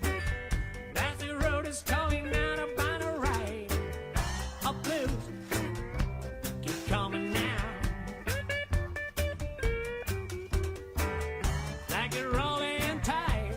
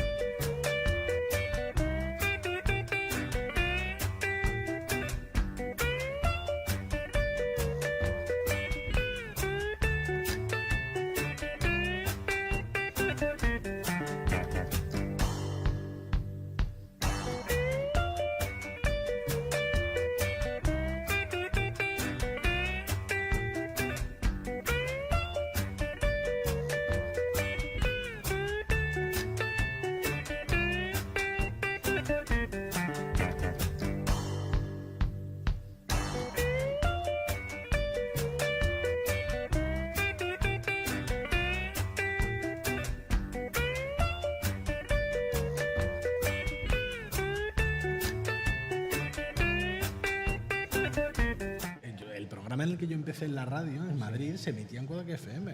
Coño. Hace ¿En cuál emitías tú? hace 15 años.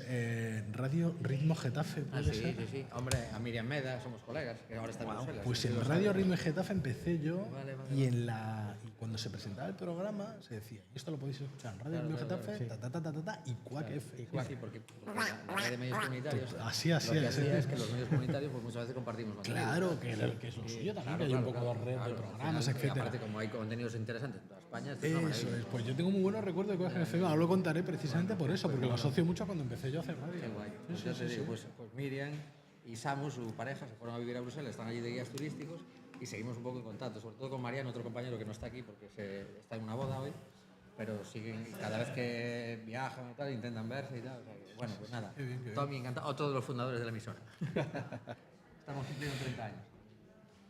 Vale, bueno. Y gracias por la expo, porque yo estuve ayer. Nada. Una maravilla. Gracias, no hay problema. Hola. Los caminos del friquismo son inexplorables.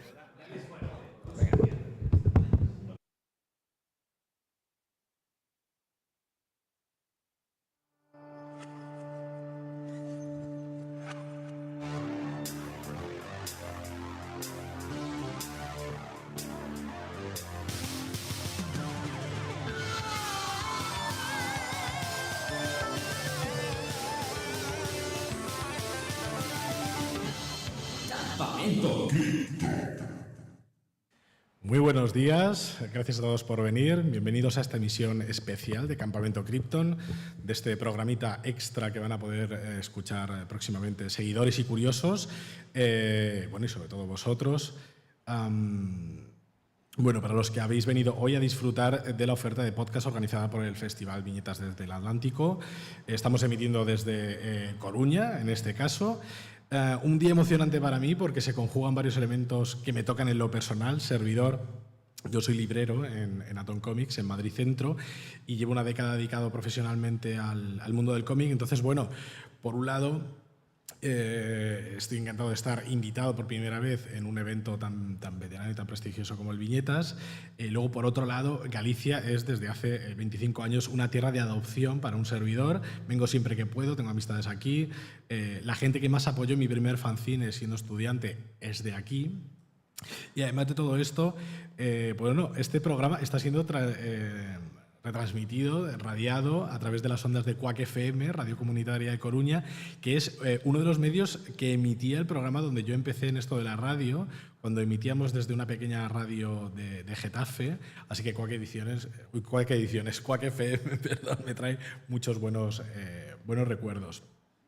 Por cierto, antes de empezar, aprovecho para mandar un saludo a los amigos y familiares de Víctor Coyote, que falleció hace apenas 3 días prácticamente, y que nos ha dejado sobrecogidos a todos. Yo pude conocerle brevemente y puedo decir que era un tipo encantador. O sea que, bueno, un recuerdo siempre para Víctor Coyote y para sus allegados. Bueno, hoy es un día, en cualquier caso, feliz para todos los amantes del cómic, del noveno arte, también de la animación, también, en fin, de muchas disciplinas artísticas que orbitan alrededor del dibujo, de la ilustración. Y tengo a un invitado de excepción, a Raúl García, profesional de la animación, director, productor, profesor, una vida entera dedicada a la animación para cine y televisión, también en un poco de cómic. Bueno, ¿qué puedo decir? Voxel Studio, Candor Graphics, Escuela de las Artes La Salle de Singapur, ganador de un Goya por El Lince Perdido, que ahí es poco. Y bueno, vamos a hablar un poco de Los Simpson a propósito de la exposición que han montado dentro del Festival de Viñetas, pero antes quiero aprovechar un poco esta oportunidad para preguntarle a Raúl por alguno de sus trabajos, porque hay muchos lugares comunes con Campamento Krypton. Raúl, buenos días, gracias por estar aquí. ¿Qué tal estos días por el Viñetas? ¿Has podido ver algo ayer, alguna otra expo, charlas? ¿Has podido hablar con otros profesionales? ¿Qué tal? Pues hola, buenos días y buenos días. Gracias por tenerme aquí. Y efectivamente esto de Viñetas es un sinvivir de actividades, culturales, actividades de cómic, actividades gastronómicas. Vamos, está siendo unas jornadas increíbles, ¿no? Muy bien. Muy bien. Bueno, por empezar un poquito a ubicar a nuestros oyentes, gente que no esté muy familiarizada con tu carrera, tú arrancas desde muy, muy joven. Se puede decir que el inicio de tu carrera es 100% vocacional. Tú lo tienes claro desde muy jovencito, que es una cosa que a los que al final no hemos tenido la valentía de dar el salto a las artes, siempre nos produce un poco de impresión y de vértigo ver que gente desde tan joven, antes hemos estado escuchando a Sebas hablar de lo claro que lo tenía él desde chaval, que quería dedicarse al cómic. Es una cosa que yo creo que sucede poco. Y de repente imaginar en tu mente juvenil de, bueno, pues estos dibujos animados, esto lo hará alguien. Porque yo de pequeño veía los dibujos animados y pensaba que se hacían solos, ¿no? Que esto salía de algún robot o algo por el estilo y que salían de la nada. Pero, claro, tú deduces que hay alguien que tiene que estar dibujando todo eso y hay alguien que se tiene que dedicar. Y piensas, bueno, pues yo también puedo. Te tiras a la piscina, estudias, empiezas a hacer tus primeros trabajos y consigues entrar en la empresa, en la división subcontratada, no sé cómo llamarlo, que facturaba, que hacía dibujos, que hacía producción para Hanna-Barbera desde España.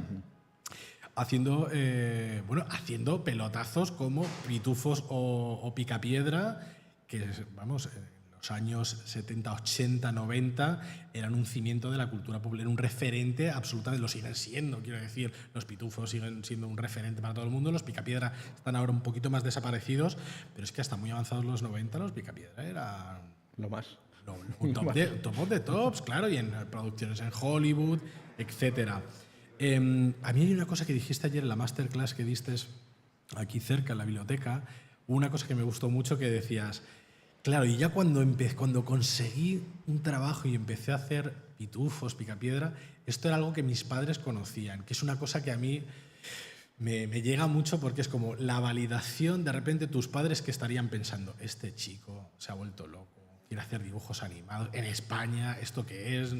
Lo conseguirá, esto debe ser dificilísimo, será inalcanzable. Y de repente conseguir no solo trabajar de animador, sino conseguir esa validación de la familia de decir, que el niño está trabajando y está trabajando en estas series que salen por la tele, o sea que es todo cierto, lo ha conseguido. Sí. Yo me defino como un protofriki antes de que los frikis existieran, ¿no? Y sí que es cierto que de pequeño lo tenía clarísimo, que yo quería hacer animación. O sea, ten en cuenta que mi infancia fue la de un niño pegado al televisor, que cada vez que salían dibujos animados me iba yo con mi taco de papel y me dedicaba a copiar ahí a Pierre Nodoyuna y a los Picapiedra y a todo lo que saliese en televisión, ¿no? Y en la época en que yo crecí, que eran los 60, pues teníamos el maravilloso mundo de Disneylandia, los programas de Walt Disney, y yo me iba con mis muñecos de Disney y ahí los 101 dálmatas y me los ponía delante del televisor para que viesen la tele conmigo, ¿no? Entonces, sí que es cierto que quizá primero con Disneylandia, porque claro, obviamente Walt Disney era el que lo hacía todo, él solo. Sí, como Stan Lee, que hacía todos los cómics de Marvel los hacía Stan Lee él solito. Exactamente. Claro. Y luego, claro, con Hanna-Barbera, que entonces creí que era una chica en vez de ser dos señores. Una abuela encantadora que lo dibujaba todo. Que también lo dibujaban todos. Entonces, bueno, pues con esa mente de niño de 8 años, pues yo pensé, esto es clarísimo, aquí hay alguien que lo hace todo. O sea, hay alguien que hace dibujos animados y que su profesión es dedicarse a hacer dibujitos. Pues yo quiero hacer eso, ¿no? Y eso es lo que realmente me llevó a intentarlo y a querer hacer animación ya no como forma de vida. Es que a mí la animación me encantaba de pequeño. O sea, yo creo que esto me remonto a cuando yo tenía 2 años, ¿okay? Mis papás compraron un televisor. Y en aquellos tiempos los televisores no eran estas cosas que se sacan de la caja, se enchufan y ya funcionan, sino que había que mandar ahí a un antenista, claro. a un señor que de pronto, pues por métodos mágicos, hacía que las imágenes llegasen a esa cajita, ¿no? Y recuerdo perfectamente el momento en que de pronto la televisión se enciende y ¿qué aparece en la televisión? Un dibujo animado. Entonces, esto debía ser como cuando Spider-Man y la araña, ¿no? Pues algo así parecido. Debió de haber salido algo te picó. De haber salido de la televisión. Hay un rayo catódico. Los rayos gamma crearon a Hulk y los rayos catódicos te crearon a ti como profesional. Y entonces, claro, me afectó el cerebro ya de por vida, ¿no? Lo más curioso es que me acuerdo perfectamente qué dibujo animado era. que era un dibujo animado de unos ladrones que tenían agujeros portátiles que los echaban en las paredes de los bancos y los robaban, ¿no? Hostia. Y que hay un villano de Spider-Man, La Mancha de Spot, que hace lo mismo y que ahora está como muy de revival también ese personaje. Y Sí, que sí. desde entonces se me quedó tan grabado, pues que me dediqué toda mi vida como a intentar buscar cuál era ese dibujo animado. Sí. Y solo lo descubrí cuando trabajando en ¿Quién engañó a Roger Rabbit? Que ese gag existe, porque en ¿Quién engañó a Roger Rabbit? Venden esos Exactamente. agujeros. Bueno, pues cuando trabajé en esa película, pues de pronto era uno de estos trabajos en los cuales te pagaban por ver animación. Entonces había una fase, digamos, de búsqueda, Absorber búsqueda referencias. gráfica, y de pronto ahí aparece en una compilación de dibujos de la Warner Brothers un dibujo animado que se llama The Whole Idea, o sea, haciendo el juego de palabras con whole completo y whole agujero, que era de Philip Freleng, y que encima era en color, con lo cual yo cuando lo vi fue estado de shock. Dios mío, este es el dibujo de mi infancia y es en colorines. ¡Wow! No era blanco y negro. Claro, es que las televisiones de la época pues emitían en blanco y negro. Claro, entonces de ahí viene todo. A partir de ahí, pues obviamente empiezo a coleccionar todas las cosas que salen en dibujos animados en cualquier lado. Y empiezo a investigar cómo se hace esto en los dibujos animados. Y claro, ¿qué referencias se tenía entonces en los niños de la época? El Salvat Monitor. La enciclopedia por fascículos que todos los padres compraban a sus hijos para hacernos hombres del mañana, ¿no? Claro. Y entonces, el Internet del siglo XX. El Internet arcaico, exactamente. Y entonces, claro, sí, ahí había unas palabras que ponía animación. Porque ya sabes tú, en esto de los diccionarios, los niños lo primero que buscan es pues palabrotas, a ver qué dicen, ¿no? Sí. Pero en mi caso pues fue animación. Y claro, de pronto el artículo de Salvat, la verdad es que estaba muy bien escrito, pero es que era más confuso de lo que tú querrías, porque explicaba que la animación se hacía en una técnica muy especial con papeles espaciales, con cámaras especiales, con pinturas especiales, todo era especial aquello, ¿no? Con lo cual, en vez de alumbrar luz a mi ignorancia... Claro, es que si te empiezan a hablar de fotogramas o de acetatos, lo mismo hubiera sido incluso peor, porque dicen, ¿y qué es? A buscar acetato ahí en el Salvat. Sí. Y bueno, pues así andé intentando pues, ver cómo se hacían estas cosas, hasta de que pronto en el Rastro de Madrid pues me encontré un cuadernillo súper hecho polvo, que era un manual de hacer animación de un tal Preston Blair, que era un animador que trabajó en Disney, es el que hizo la danza de los hipopótamos en fantasía, o sea, un referente, trabajó también con Tommy Jerry, con Tex Avery, era una maravilla. Y ese manual pues era como, pues eso, cómo enseñar a dibujos animados. Y yo me lo llevé a mi casa, de nuevo, en estos casos yo debería tener como 12 o 13 años, y me calqué el libro entero de arriba abajo y me hice todos los ejercicios y vamos, me lo memoricé sin tener ni idea de inglés. Bueno, pues tirando, pero también viendo los dibujos en contexto, traduciendo a cachitos poco a poco. En el libro venía así como instrucciones de cómo construirse una mesa de luz para poder ver los dibujos y tal, ¿no? Sí. Y bueno, pues en mi caso, como soy un manazas, al fin y al cabo, lo que acabé es bombilla dentro de un cajón sacado del armario con un cristal encima. Claro, claro. Hombre, cada uno hace lo que puede con lo que tiene y bastante, que con un rudimiento. O sea, es que eso es amar la profesión desde antes de ser profesional incluso. Hemos mencionado brevemente Quién engañó a Roger Rabbit.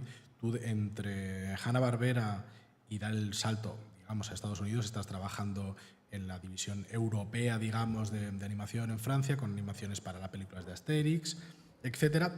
Y es verdad que consigues dar el salto a producciones norteamericanas con dos películas que para mí tienen un gran significado, porque mi primer gran recuerdo de ir al cine, siendo niño obviamente, es una sesión doble a la que nos llevó la madre de mi mejor amigo, que consistía, primero vimos En busca del Valle Encantado, qué miedo con el tiranosaurio, el miedo que pasé, y luego Piecitos, y luego Quién engañó a Roger Rabbit, que me dejó de pequeño absolutamente alucinado, me dejó alucinado. Tú trabajaste en ambas.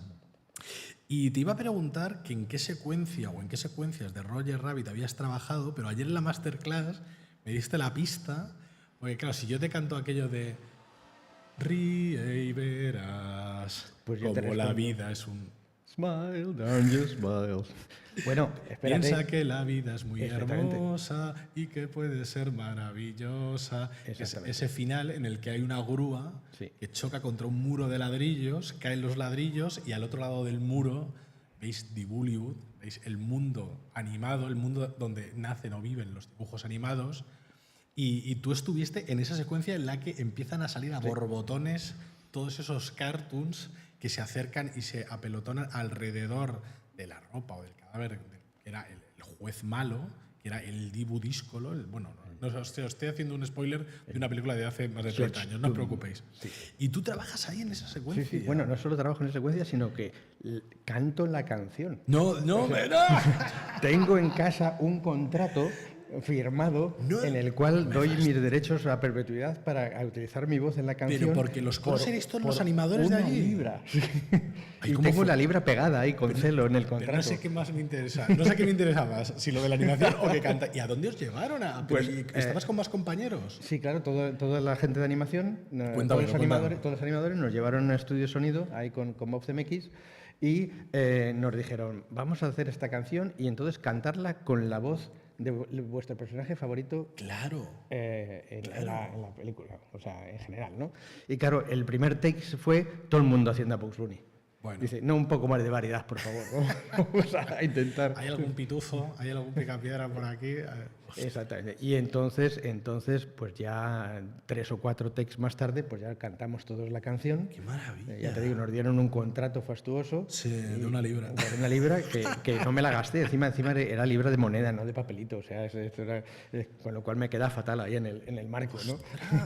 Y bueno, luego, curiosamente, pues resultó que yo acabé animando justamente esa secuencia, ¿no? Sí. O sea, que para mí fue increíble. O sea, por un lado tienes ahí a Roger y a Jessica todos juntitos colgados del gancho y por otro lado, de pronto, por ese agujero empieza a salir pues todos los personajes de mi infancia y mi juventud y mis mitos, ¿no? Desde Betty Boop, pasando por Droopy, pasando por el Correcaminos, por Bugs Bunny, por Donald, por Goofy, todo el mundo. De hecho, otra cosa que nadie sabe, en un momento dado hubo problemas con los derechos de los personajes. ¿Okay?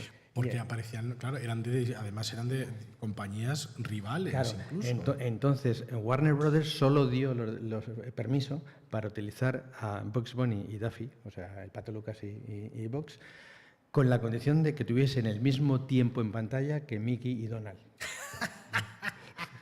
Los que conozcáis un poco la historia del cine español, que sepáis que Pajares y Esteso firmaban exactamente lo mismo. Tenían que estar en pantalla y decir el mismo número de frases unos y otros. O sea, que podemos decir que Mickey Mouse Pajares y Bugs Bunny era Esteso. O sea, claro, que fíjate que ahí qué territorialidad, ¿eh? Sí. Y de hecho, en esa secuencia nosotros empezamos a animar personajes genéricos que parecían como, pero que no eran. Que recordaban, pero o sea, eran personajes de Temu. Le di un Bambi por Temu y lo que me trajeron era... Y cuando empezaron a Warner Brothers empezó a ver el resultado final de la película, pero de pronto dijeron, os damos los derechos para que pongáis quien queráis. Hombre, claro, según va avanzando la producción y ven cómo está quedando y intuyen el peso que va a poder tener la película, que es una obra maestra, y que además la escena final es muy bonita, es muy evocadora. Claro. Y son unos segundos, porque tampoco es tanto tiempo en pantalla. Entonces, claro, esos cameos está bien que Claro, os, y que os entonces dieran los de pronto cameitos. nos dejaron utilizar al gallo Claudio, al Correcaminos, al Coyote, y claro, el Freaky Me pensando, oiga, que la película pasa en 1943 y el Coyote y el Correcaminos es del 48 y un poco más adelante, y entonces nos habían inventado. Pero porque ellos ya habían nacido antes, lo que pasa es que luego se pusieron a trabajar en Hollywood más tarde. Exactamente. Era cuando estaban de camareros, no lo sabían. Pero bueno, por otro lado, el lujo de poder animar a estos personajes pues fue maravilloso. Además, ya para ese momento en la producción ya estaba todo el mundo muy desquiciado porque llevamos un retraso increíble. Fechas y el trabajo se Richard acumula. Williams estaba desquiciado y medio porque hacía pluriempleo, trabajaba en Roger Rabbit por las mañanas y luego por la noche se quedaba sin dormir para terminar su película de Thief and the Cobbler, el zapatero y la princesa, ¿no?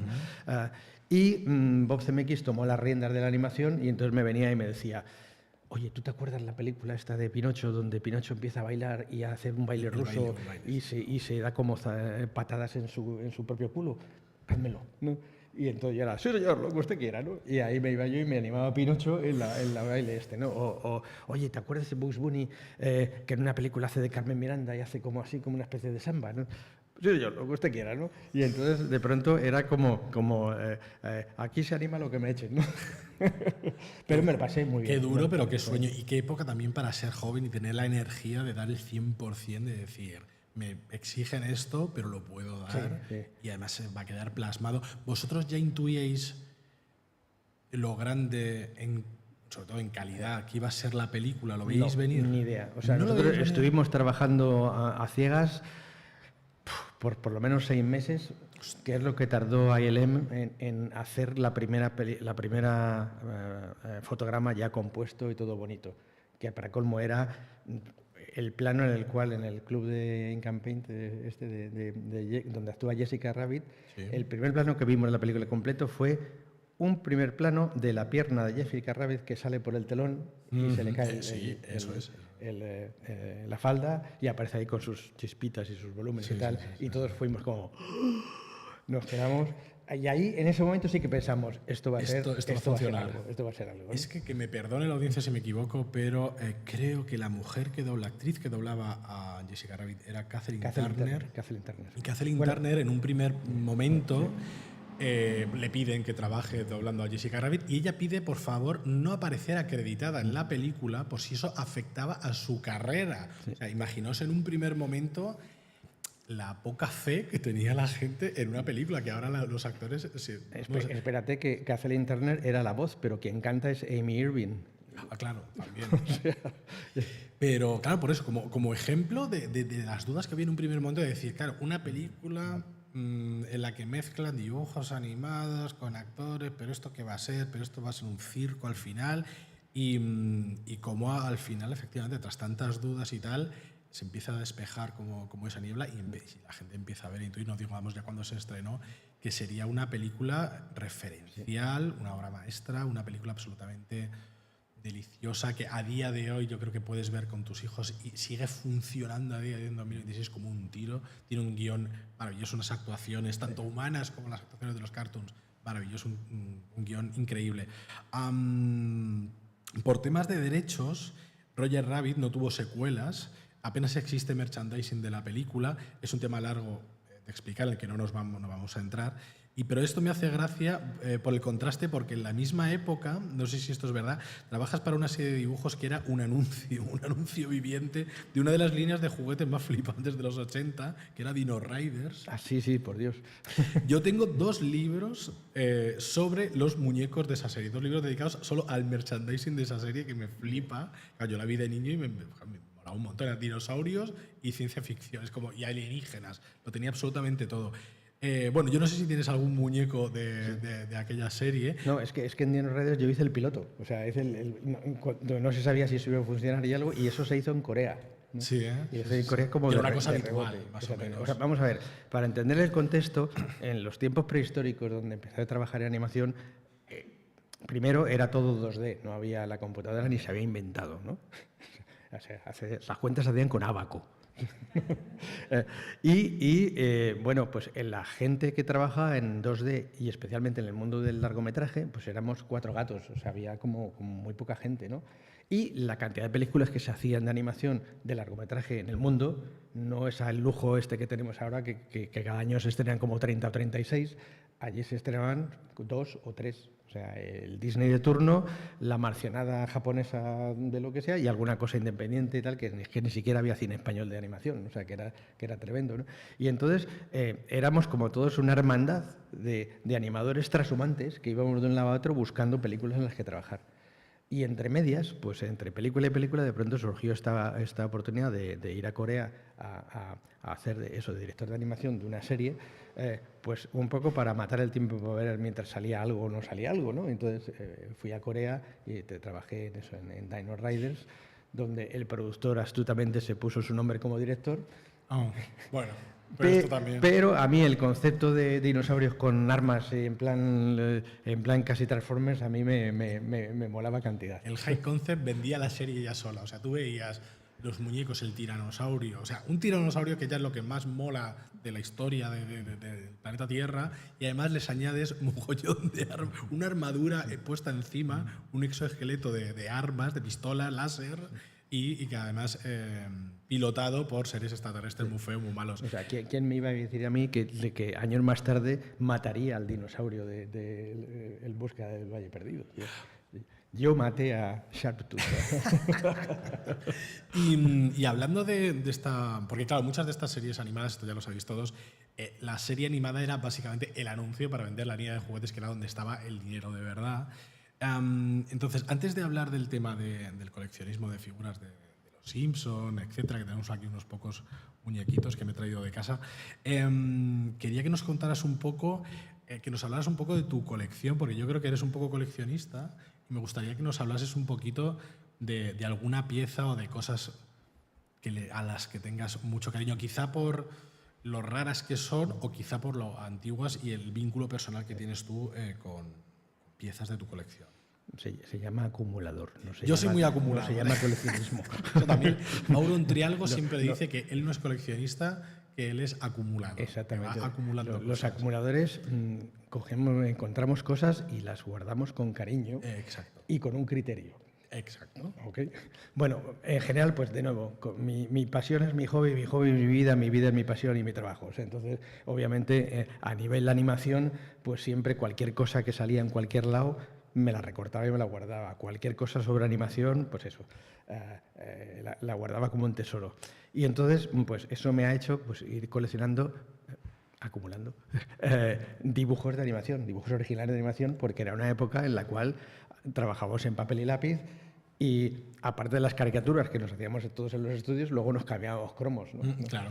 Y dentro de esto, y luego ya, claro está, mi afición a los rastros, cosas encontradas por ahí en librerías de viejo y todo esto, pues siempre ha estado, ¿no? Comicones y tal, pero yo creo que una de mis piezas más valiosas es un dibujo original de Winsor McCay de Gertie el dinosaurio. Bueno, para los que no lo sepáis, Gertie el dinosaurio es, entre comillas, el primer corto de animación o el primer corto con un personaje de animación, digamos, carismático, protagónico, donde la gracia de la animación era efectivamente ver a un gigantesco diplodocus muy simpático que iba dando pum, pum, pum, pum, pum, pum, pum. Iba, se comía una palmera, no sé qué hacía. El primer dibujo animado con personalidad, pero eso es un documento, eso tiene más de 100 años, yo creo, ya. Vamos, 1914. ¿Y dónde lo conseguí? ¿Dónde lo encontraste? Pues en una Comic-Con en San Diego, ¿no? Así buscando entre papeles, y literalmente me descompuse. Es decir, lo vi, le dije a mi mujer, historia pura. Aguántame esto que me tengo que ir al váter. Aguántame esto, que sepas que el dinero con el que íbamos a comprar el coche, ya no vamos a comprar el coche. Exacto. Y lo conseguí. Y claro, es un documento increíble porque está hecho en papel de arroz, no había acetatos, entonces está hecho en papel de arroz con tinta china y está hecho con el fondo dibujado en el mismo sitio. Claro. No había separación entre el personaje y el fondo. ¿Y tienes cels? ¿Tienes más?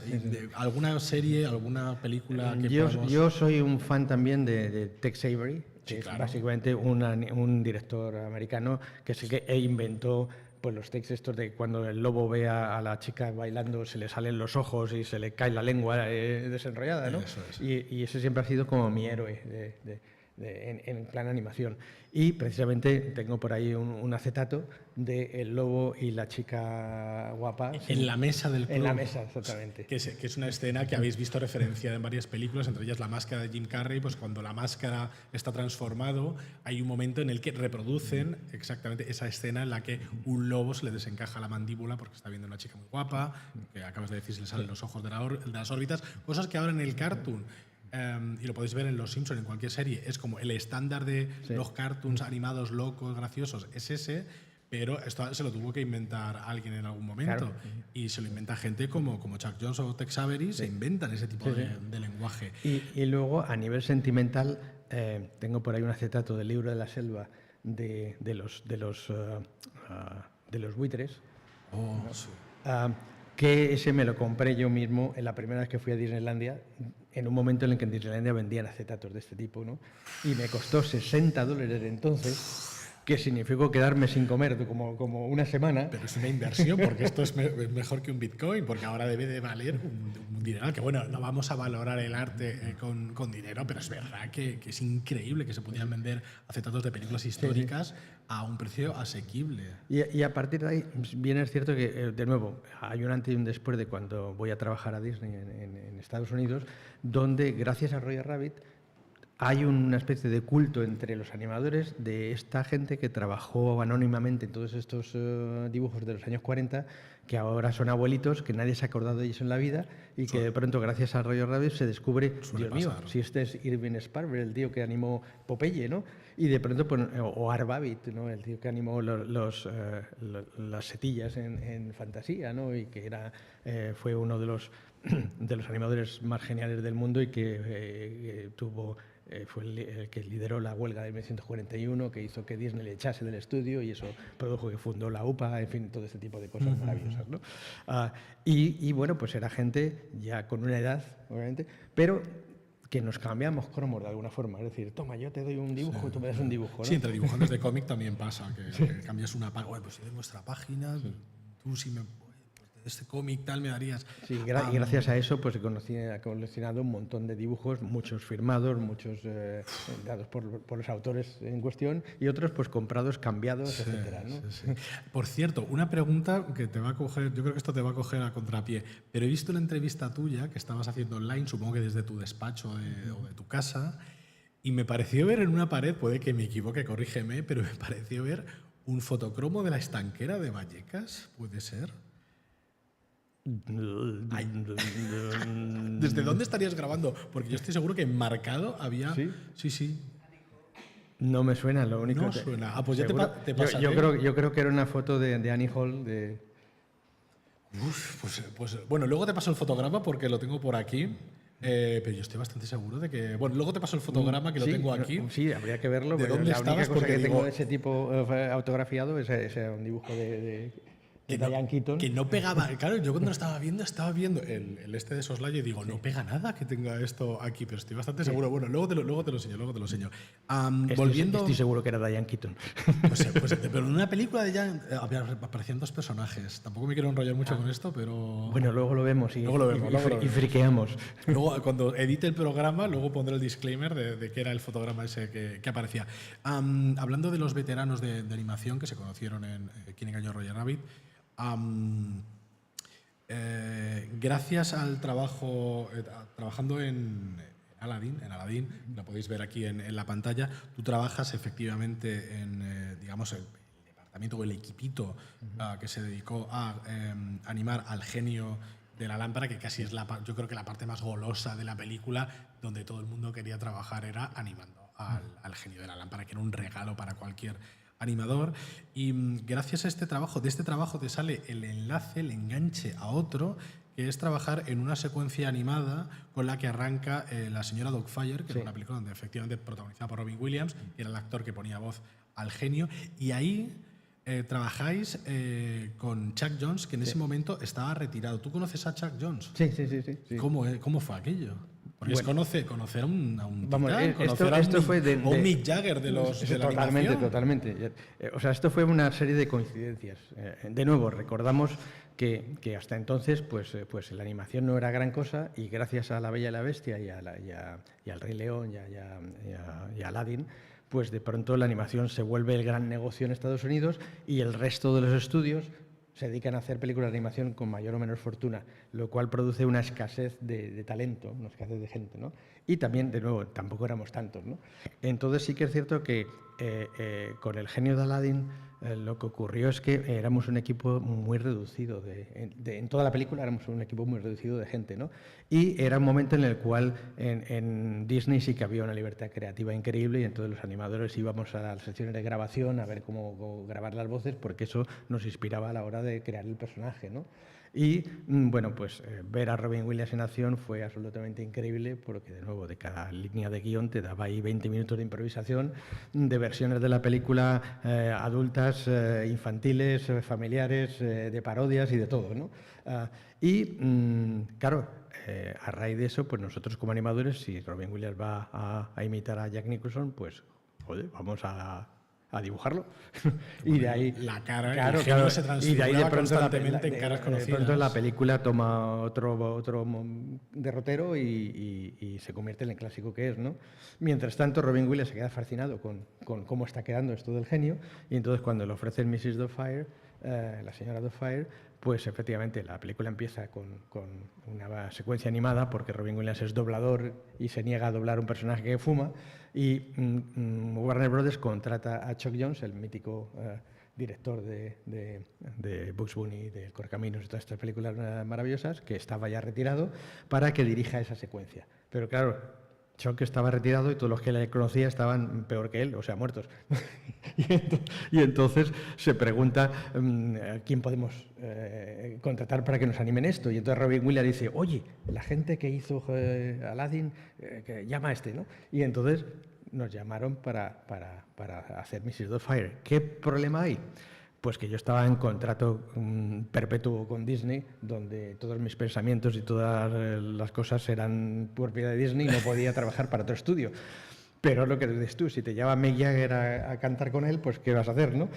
Y entonces, claro, me llama Chuck Jones para trabajar con él y Chuck Jones, que para mí, de nuevo, era como mi héroe, pues no le voy a decir que no. Claro. Y entonces, todo lo que trabajamos en la película, nos inventamos seudónimos y trabajamos por las noches y los fines de semana en Mrs. Doubtfire, ¿no? Entonces, en la clandestinidad. Totalmente. Mi seudónimo era Ralph E. Newman, ¿no? Un poco en homenaje a la mascota del magazine, ¿no? Sí. Pero otros de los animadores, Eric Goldberg, que fue el creador del Genio, o sea, que fue el que supervisaba el cartel del Genio, ese firmó como Claude Rains. O sea, el nombre del actor que trabajaba en El Hombre Invisible, ¿no? Y así todo el mundo, había un tío canadiense, Dave Prosman, que firmaba como Wayne Gretzky, el jugador de hockey canadiense, ¿no? Uy, ahí me han pillado. O sea, esa referencia no la he pillado. nos inventamos los seudónimos más estúpidos para trabajar en la película, pero pues fue un placer porque además, para colmo, después de Mrs. Doubtfire, Warner Brothers contrató a Chuck Jones para continuar haciendo Looney Tunes, o sea, las películas clásicas de la Warner, y entonces pasé a formar parte de su equipo y trabajamos en la última película del Correcaminos y del Coyote, que se llama Chariot of Fire, o sea, los carros de pelo, un poco como los carros de fuego. Los carros de fuego, ¿no? Y en Another Frog Evening con la rana esta que cantaba y tal, ¿no? Sí. Ojo, qué maravilla. O sea, mientras tanto, trabajando en Disney también, ¿no? Claro. Por cierto, una pregunta improvisada muy rápido, tampoco hace falta que nos alarguemos. ¿Cómo has visto? O sea, ¿qué te parece a ti? Me imagino, obviamente te parecerá horrible, pero ¿cómo te sientes cuando ves que la película del Coyote y del Correcaminos que se estrena ahora estuvo a un tris de terminar en la papelera de la productora y no estrenarse, que es una cosa que yo creo que no veíamos, que es inaudito? Esto de que las películas hagan Batgirl y la tienen en la papelera y una película completa, terminada, nunca sea vista, sea borrada, es una cosa, todo por temas de contabilidad, dinero, en fin, temas diabólicos. Y la película del Coyote estuvo a punto de ser borrada. Es como es el negocio de Hollywood hoy en día. Sale más barato, o sea, tiene más posibilidades de ganar dinero deduciendo esa película como pérdida, que arriesgándose a que se estrene y no de dinero. Y entonces es el chollazo o sea, y no solo esa, hay por ahí una película de Scooby-Doo que tampoco se ha estrenado y otra película de Catgirl que tampoco se ha estrenado. Y si se estrena la del Coyote contra Acme es por la presión de los fans que han puesto el grito en el cielo y de alguna forma ha creado una ola ahí de conciencia de decir, vamos a ver la película. Luego la película será como me imagino que sea, pero bueno. Sí, que eso es tema aparte, bueno, que sea mejor o peor, pero bueno, tiene que tener una oportunidad, no solo una película de existir, de estrenarse, sino que hay muchísimo trabajo detrás y profesionales que se han dejado la piel ahí y el trabajo tiene que ir a algún sitio. No puede ser que tú estés, que te obligan a crear, yo qué sé, una tarta de boda maravillosa que te ha llevado 2 días hacerla y según la terminas ves que alguien la tira a un contenedor de basura. Según la terminas, eso es monstruoso. Claro, o sea, cada película de estas, entre unas cosas y otras, son 3 años de nuestra vida. Claro. Entonces, de pronto, que te tiren 3 años de tu vida en algo que nadie va a ver es como muy triste, ¿no? Sí, bueno, en fin, vamos a pasar un tupido velo porque es que es un tema que nos trae a todos de cabeza. Quería preguntarte también por otro tema un poco tangencial, un poco extraño. Estamos viendo aquí pues, carteles del Rey León, de La Bella y la Bestia. Quería preguntarte un tema un poco espinoso por ciertas leyendas urbanas que hay sobre este tipo de producciones tan taquilleras, que yo nunca tengo claro si son realidad, si son leyendas, si son una mezcla de ambas cosas. Me estoy refiriendo a todas estas historias sobre fotogramas con detalles escondidos, que si en Los Rescatadores se ve una ventana con una mujer, que si a Jessica Rabbit se le abre la falda mucho. No. En Los Simpson, de hecho, se ha jugado con esto en episodios como aquel mítico de Detrás de las cámaras, en el que se inventaban barbaridades sobre Matt Groening. Matt Groening ha metido un código, un detalle de no sé qué horroroso. En un fotograma, si lo veis, ahí se ve un código de no sé qué que significa una cosa horrorosa. Yo supongo que estás al día de estas leyendas. Totalmente. ¿Y sabes casos donde algún animador haya escondido algo dentro de un film? Porque claro, en 12 fotogramas o en 24 fotogramas ahí puedes dibujar muchas cosas y puedes meter algún gol y colar algún detalle a espaldas de la productora, un poco por tu cuenta. Siempre intentamos meter algo. ¿Alguna que puedas contar? ¿Algún detallito que puedas contar? Yo, en Hércules, hay una parte en la cual bajan al inframundo y está el río de las almas perdidas. El Styx o la Stygia, alguna Stygia, uno de estos. Pues ahí había almas perdidas que iban por ahí, ¿no? Y yo metí a Alien. ¿Y no quieres decir a quién? Alien. A Alien. Te había entendido a alguien. A alguien que era el Alien. Está el Alien. El xenomorfo. El Alien de Giger aparece entre las almas por ahí. Entre las almas, sí. Bueno, también aparece Mickey y Goofy, pero eso es como... Eso es normal. Bueno, o sea, en toda película de Disney tienes que meter un Mickey perdido ahí. ¿Y esto luego ha visto? ¿Conoces a alguien que lo haya visto y te lo haya recortado? No, porque ten en cuenta que eso aparece... Un segundo. Aparece, muy poco tiempo en batalla y encima es el río, con lo cual hay efectos especiales de agua y está como todo turbio, no se ve absolutamente nada, ¿no? ¿Y si ahora en el Blu-ray lo paráramos, lo podríamos captar? No. Ni siquiera. Ni siquiera. O sea que fuiste muy cuco de decir, lo meto, pero el ojo humano prácticamente no lo vais a ver. Qué interesante, qué guay. Bueno, es que estoy fascinado con lo que me cuentas. O sea, vamos a ver, por ejemplo, en Roger Rabbit sí, lo de Jessica Rabbit que se le veía la falda, no, eso fue un error de color, o sea, no. Sí. Pero sí que había momentos en los cuales Betty Boop al agacharse pues se le veía ahí Bueno, pero eso estaba controlado quizá por... Eso estaba controlado, el dibujo en cuestión se lo quedó Bob Zemeckis, lo tiene en su casa colgado. ¡Qué zorro! Porque solo fue en un fotograma. Claro. Sí. Y luego cuando solo lo ves y lo tienes. Y luego cuando se estrenó, se puso en DVD, lo cortaron, ¿no? Que bueno, eso también se cuenta, que a veces si han detectado que se ha colado alguna cosita, es probable que al final... Lo de la chica desnuda en la ventana de Los Rescatadores, eso sí que existe, fue de verdad. Claro, pero que pasa tan claro, rápido que... Era en un momento en el cual nadie se pensaba que esta película luego se iba a poner en vídeo y iba a haber frikis viéndose las fotogramas. Frame by frame, eso quién se lo iba a imaginar. Y también lo cambiaron en futuras... Qué maravilla. Bueno, nos queda muy poquito tiempo y tenemos que hablar de Los Simpson, de esta exposición tan chula que hemos visto, en el que participas aportando material tuyo propio de la serie. Me ha parecido entender que antes de trabajar en la serie ya conocías a Matt Groening y David Silverman. ¿Cómo es tu relación como fan primero de Los Simpson y luego cómo es tu relación profesional? ¿Cómo es conseguir, creo que fue durante los años, el tema de la pandemia coincidió? Sí.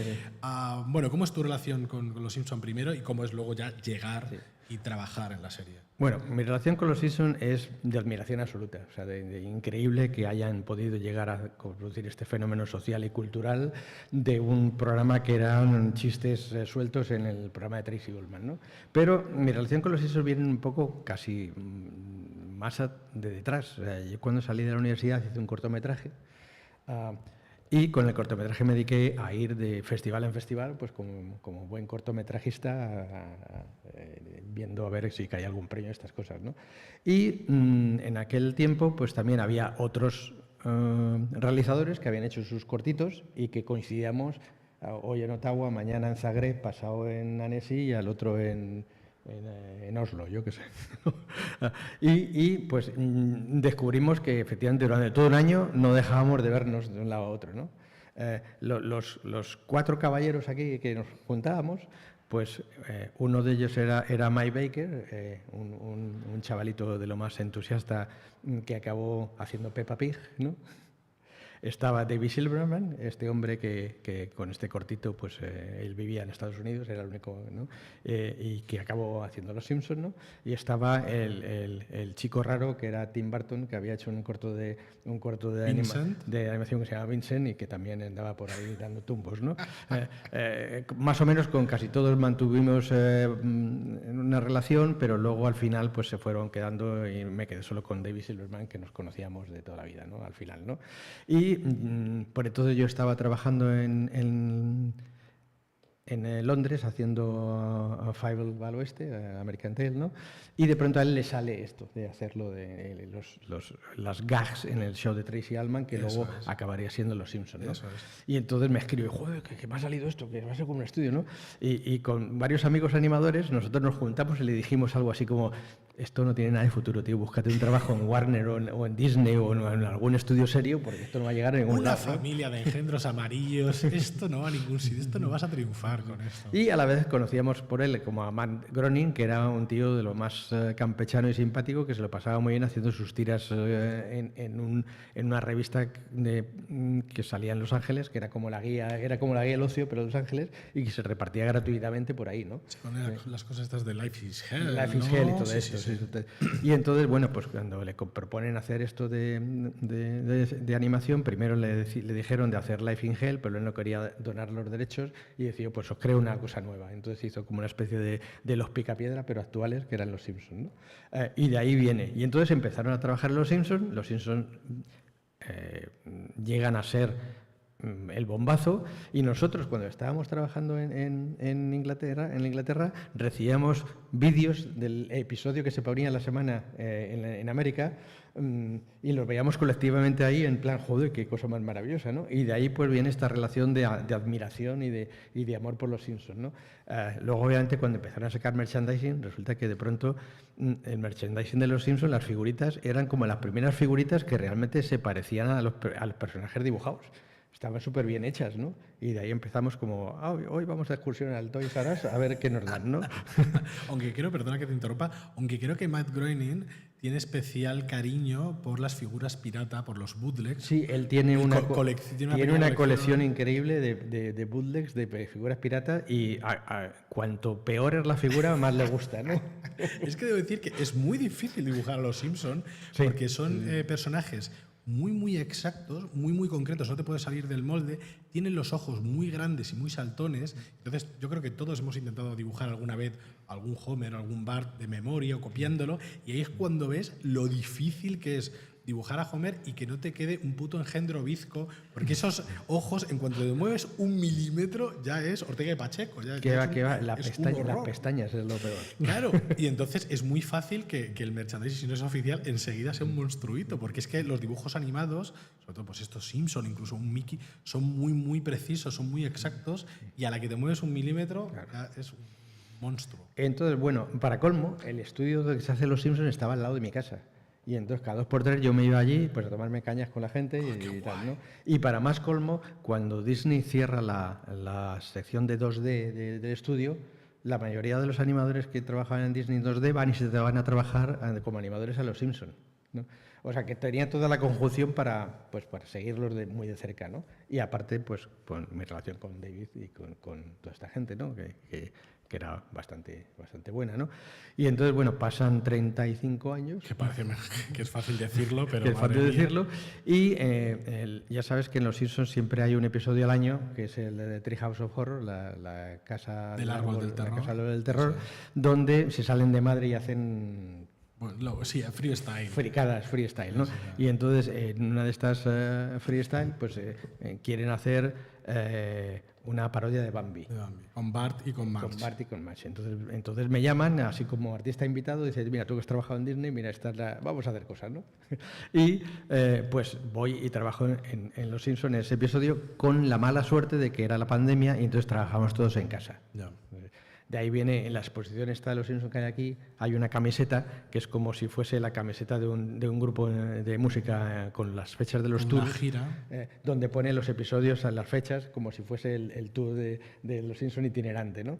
Y entonces allí lo hago desde mi casa tranquilamente, todo por Zoom y por teletrabajo, cuando en realidad era casi como que podía sacar la cabeza por la ventana y decir, oye, que si os gusta esto, ¿no? Pero no. Que estabas. Y trabajo en Los Simpsons, no solo en este episodio, porque el ritmo de trabajo era endiablado, o sea, se hacía un episodio cada semana. Entonces, de pronto, yo que llegué ahí a trabajar como para un mes, acabé como con 6 meses trabajando en Los Simpsons, ¿no?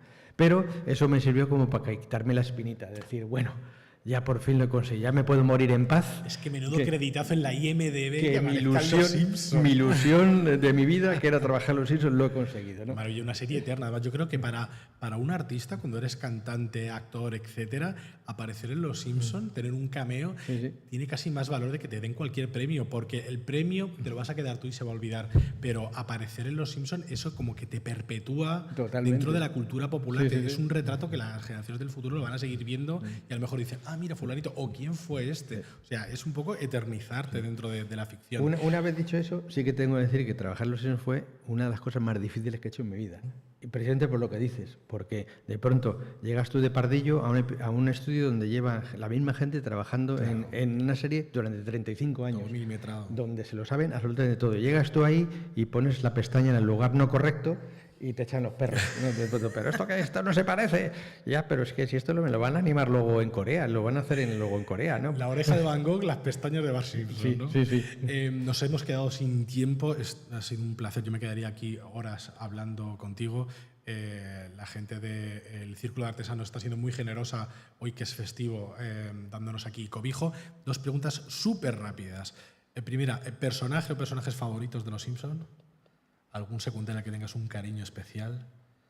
Yo te puedo decir que los míos son Lisa, Moe y el director Skinner, que todos tienen algún encanto o alguna cosa, una personalidad muy propia que me gusta un montón.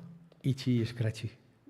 Pica y Rasca, claro, porque Pica y Rasca son el legado de Tex Avery y de Chuck Jones dentro de Los Simpsons, son ellos. Totalmente. Ese Coyote y Correcaminos versión gore, ultra gore. ¡Ah, qué maravilla! Es casi como las historias que hacía aquel Matiotti, ¿no? Tiene toda la lógica, es verdad. Squeaky de Mouse. Eso es. Tiene toda la lógica del mundo, es verdad. Y luego, última pregunta. Los Simpson es una serie eterna, todos hemos vivido por edad la Simpsonmanía de los 90, les hemos visto petarlo con el merchandising, estar en todas partes, ser una referencia, o sea, todos hemos hecho alguna referencia, alguna frase, alguna escena de Los Simpson, hemos visto el estreno de la película.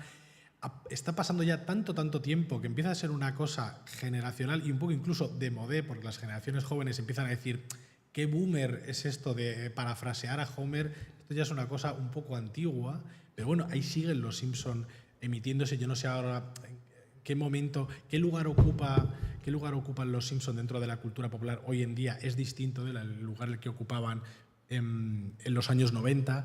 Y yo te quería preguntar, porque Los Simpson obviamente van a tener un final. Algún día, aunque no nos lo creamos, esto es como la muerte de los padres o de los abuelos. Esto va a suceder sí o sí. Ya hay actores que se están jubilando. De hecho, ha habido algún actriz secundaria que ha fallecido lamentablemente.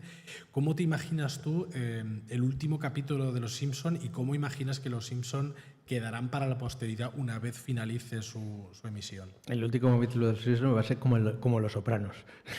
Se quedará como en un suspenso. Exacto. Claro, evidentemente no creo que termine con Homer muriendo de un ataque al corazón o con Maggie cantando, no creo.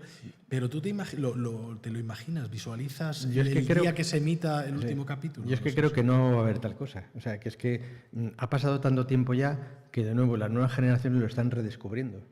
Y de hecho, pues ahora mismo en Estados Unidos hay una nueva ola de nuevo merchandising, de nuevas cosas de Simpsons, porque ellos creían que que esta temporada iba a ser la última y de pronto la han renovado por 2 años más, ¿no? Con lo cual creo que tenemos Simpsons. Pero los actores no son eternos. Los actores que le dan voces a los personajes originales, aquí en España ya, que era además un director de doblaje, el actor que doblaba a Homer, tristemente desapareció hace ya bastantes años, y eso terminará pasando en Estados Unidos. O sea que los Simpsons, salvo que aparezca el cromo de la inteligencia artificial, que no espero que no pase, y le metan voces por inteligencia artificial a los Simpsons, estos tendrán algún día que descansar y dar paso a... Oye, Constantino Romero se murió hace un montón de tiempo y seguimos teniendo a Darth Vader por ahí. Sí, pero eso es bastante horroroso. Eso es verdad que él o la familia vendieron los derechos de la voz para reproducirla por eones y eones, una cosa que me parece un poco monstruosa. Pues Raúl, ha sido un auténtico placer. O sea, de verdad que me quedaría aquí horas preguntándote todo tipo de detalles, no solo sobre tu carrera de animación, sino por temas de coleccionismo que compartimos. ¿Algo que se quedará fuera de la exposición de los Simpson que no hayas podido añadir porque esté en la Casa de Los Ángeles o algo así? ¿Alguna pieza que no hayamos podido ver en la exposición? Sí, yo creo que han quedado alguna que otra, especialmente relacionadas con artículos de prensa o con cosas promocionales que se daban en las películas y cosas de esas, ¿no? Uh-huh. Bueno, nos despedimos ya. Pregunta para el público. ¿Cuántos de vosotros habéis tenido alguna camiseta de Los Simpson o de cerveza Duff? Unos cuantos, más de la mitad. ¿Alguno habéis tenido el famoso teléfono con forma de Bart Simpson? ¿Lo tuvisteis alguno? Yo sí lo tuve. Wow. De hecho, yo no sé si lo conservamos. Creo que mi madre lo tiró. Era un teléfono maravilloso. Bueno, señor Raúl García, ha sido un auténtico placer. Pido un aplauso, por favor. Muchas gracias. Muchísimas gracias a todos por venir. Gracias al Viñetas desde el Atlántico por habernos hecho este huequito aquí. Yo soy Barsen Sánchez. Esto ha sido un programa especial de Campamento Krypton. Recordad que nos podéis encontrar en iVoox y en todas las redes sociales tenemos cuenta, en Twitter, TikTok, Instagram, etcétera, etcétera. Y chicos, espero veros el año que viene. Muchísimas gracias. Gracias.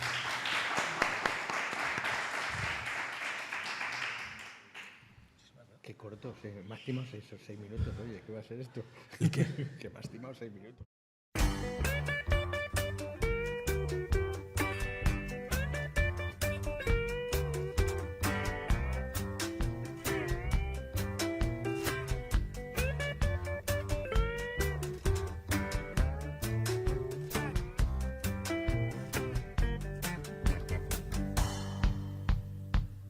That's the road is calling, ain't no place to hide. That's the road is calling, not a ride. Yeah, press step, I'll take you now.